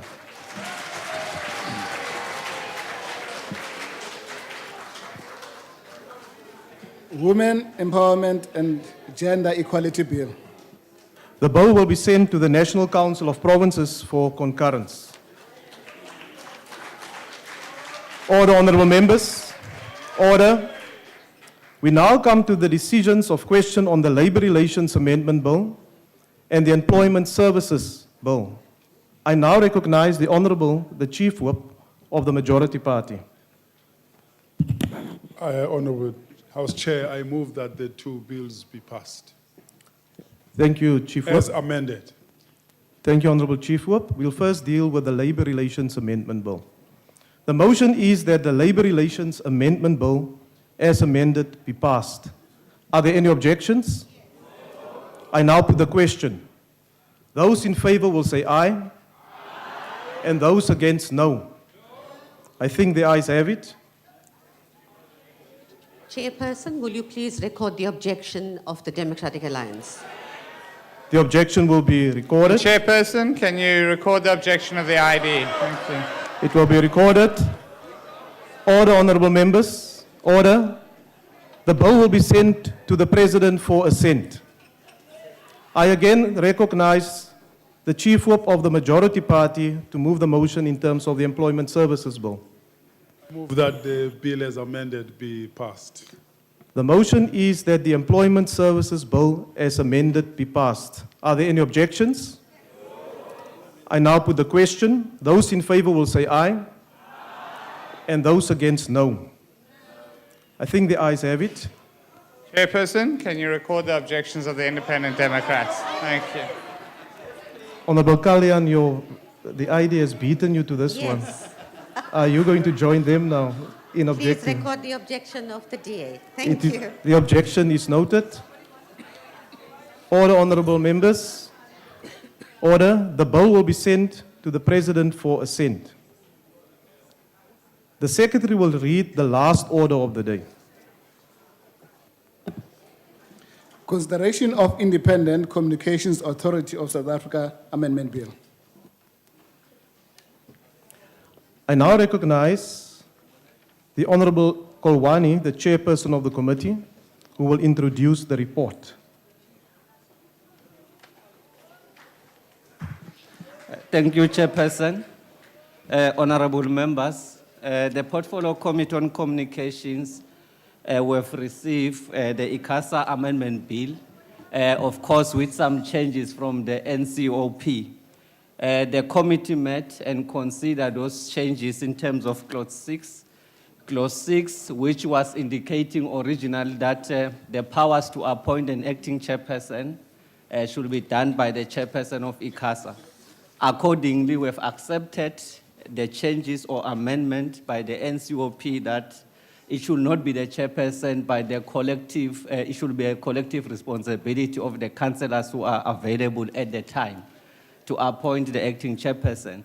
Second, in terms of Clause 9, we have accepted that we must write our legislation in a simple language. Instead of saying the quorum will be formed by the councillors in the office at the time, to simplify it to say the quorum should be formed by the councillors who are serving or who are appointed and serving as councillors at that time. And therefore, I must also note that despite the objection of the Democratic Alliance, original when we're dealing with the bill, but when we're accepting the amendments from the NCOP, it were to note that the Democratic Alliance this time around gave the full support of the ICASA Amendment Bill as amended by the NCOP, and therefore request this House to approve the amendments as effected by the NCOP. Thank you very much. Thank you, Honorable Member. I now recognize the Honorable the Chief Whip of the Majority Party. I move that the report and the bill be passed. The motion is that the bill as amended be passed. Are there any objections? No objections. Agreed to. The bill will be sent to the President for assent. That concludes the business for the day, and the House is adjourned.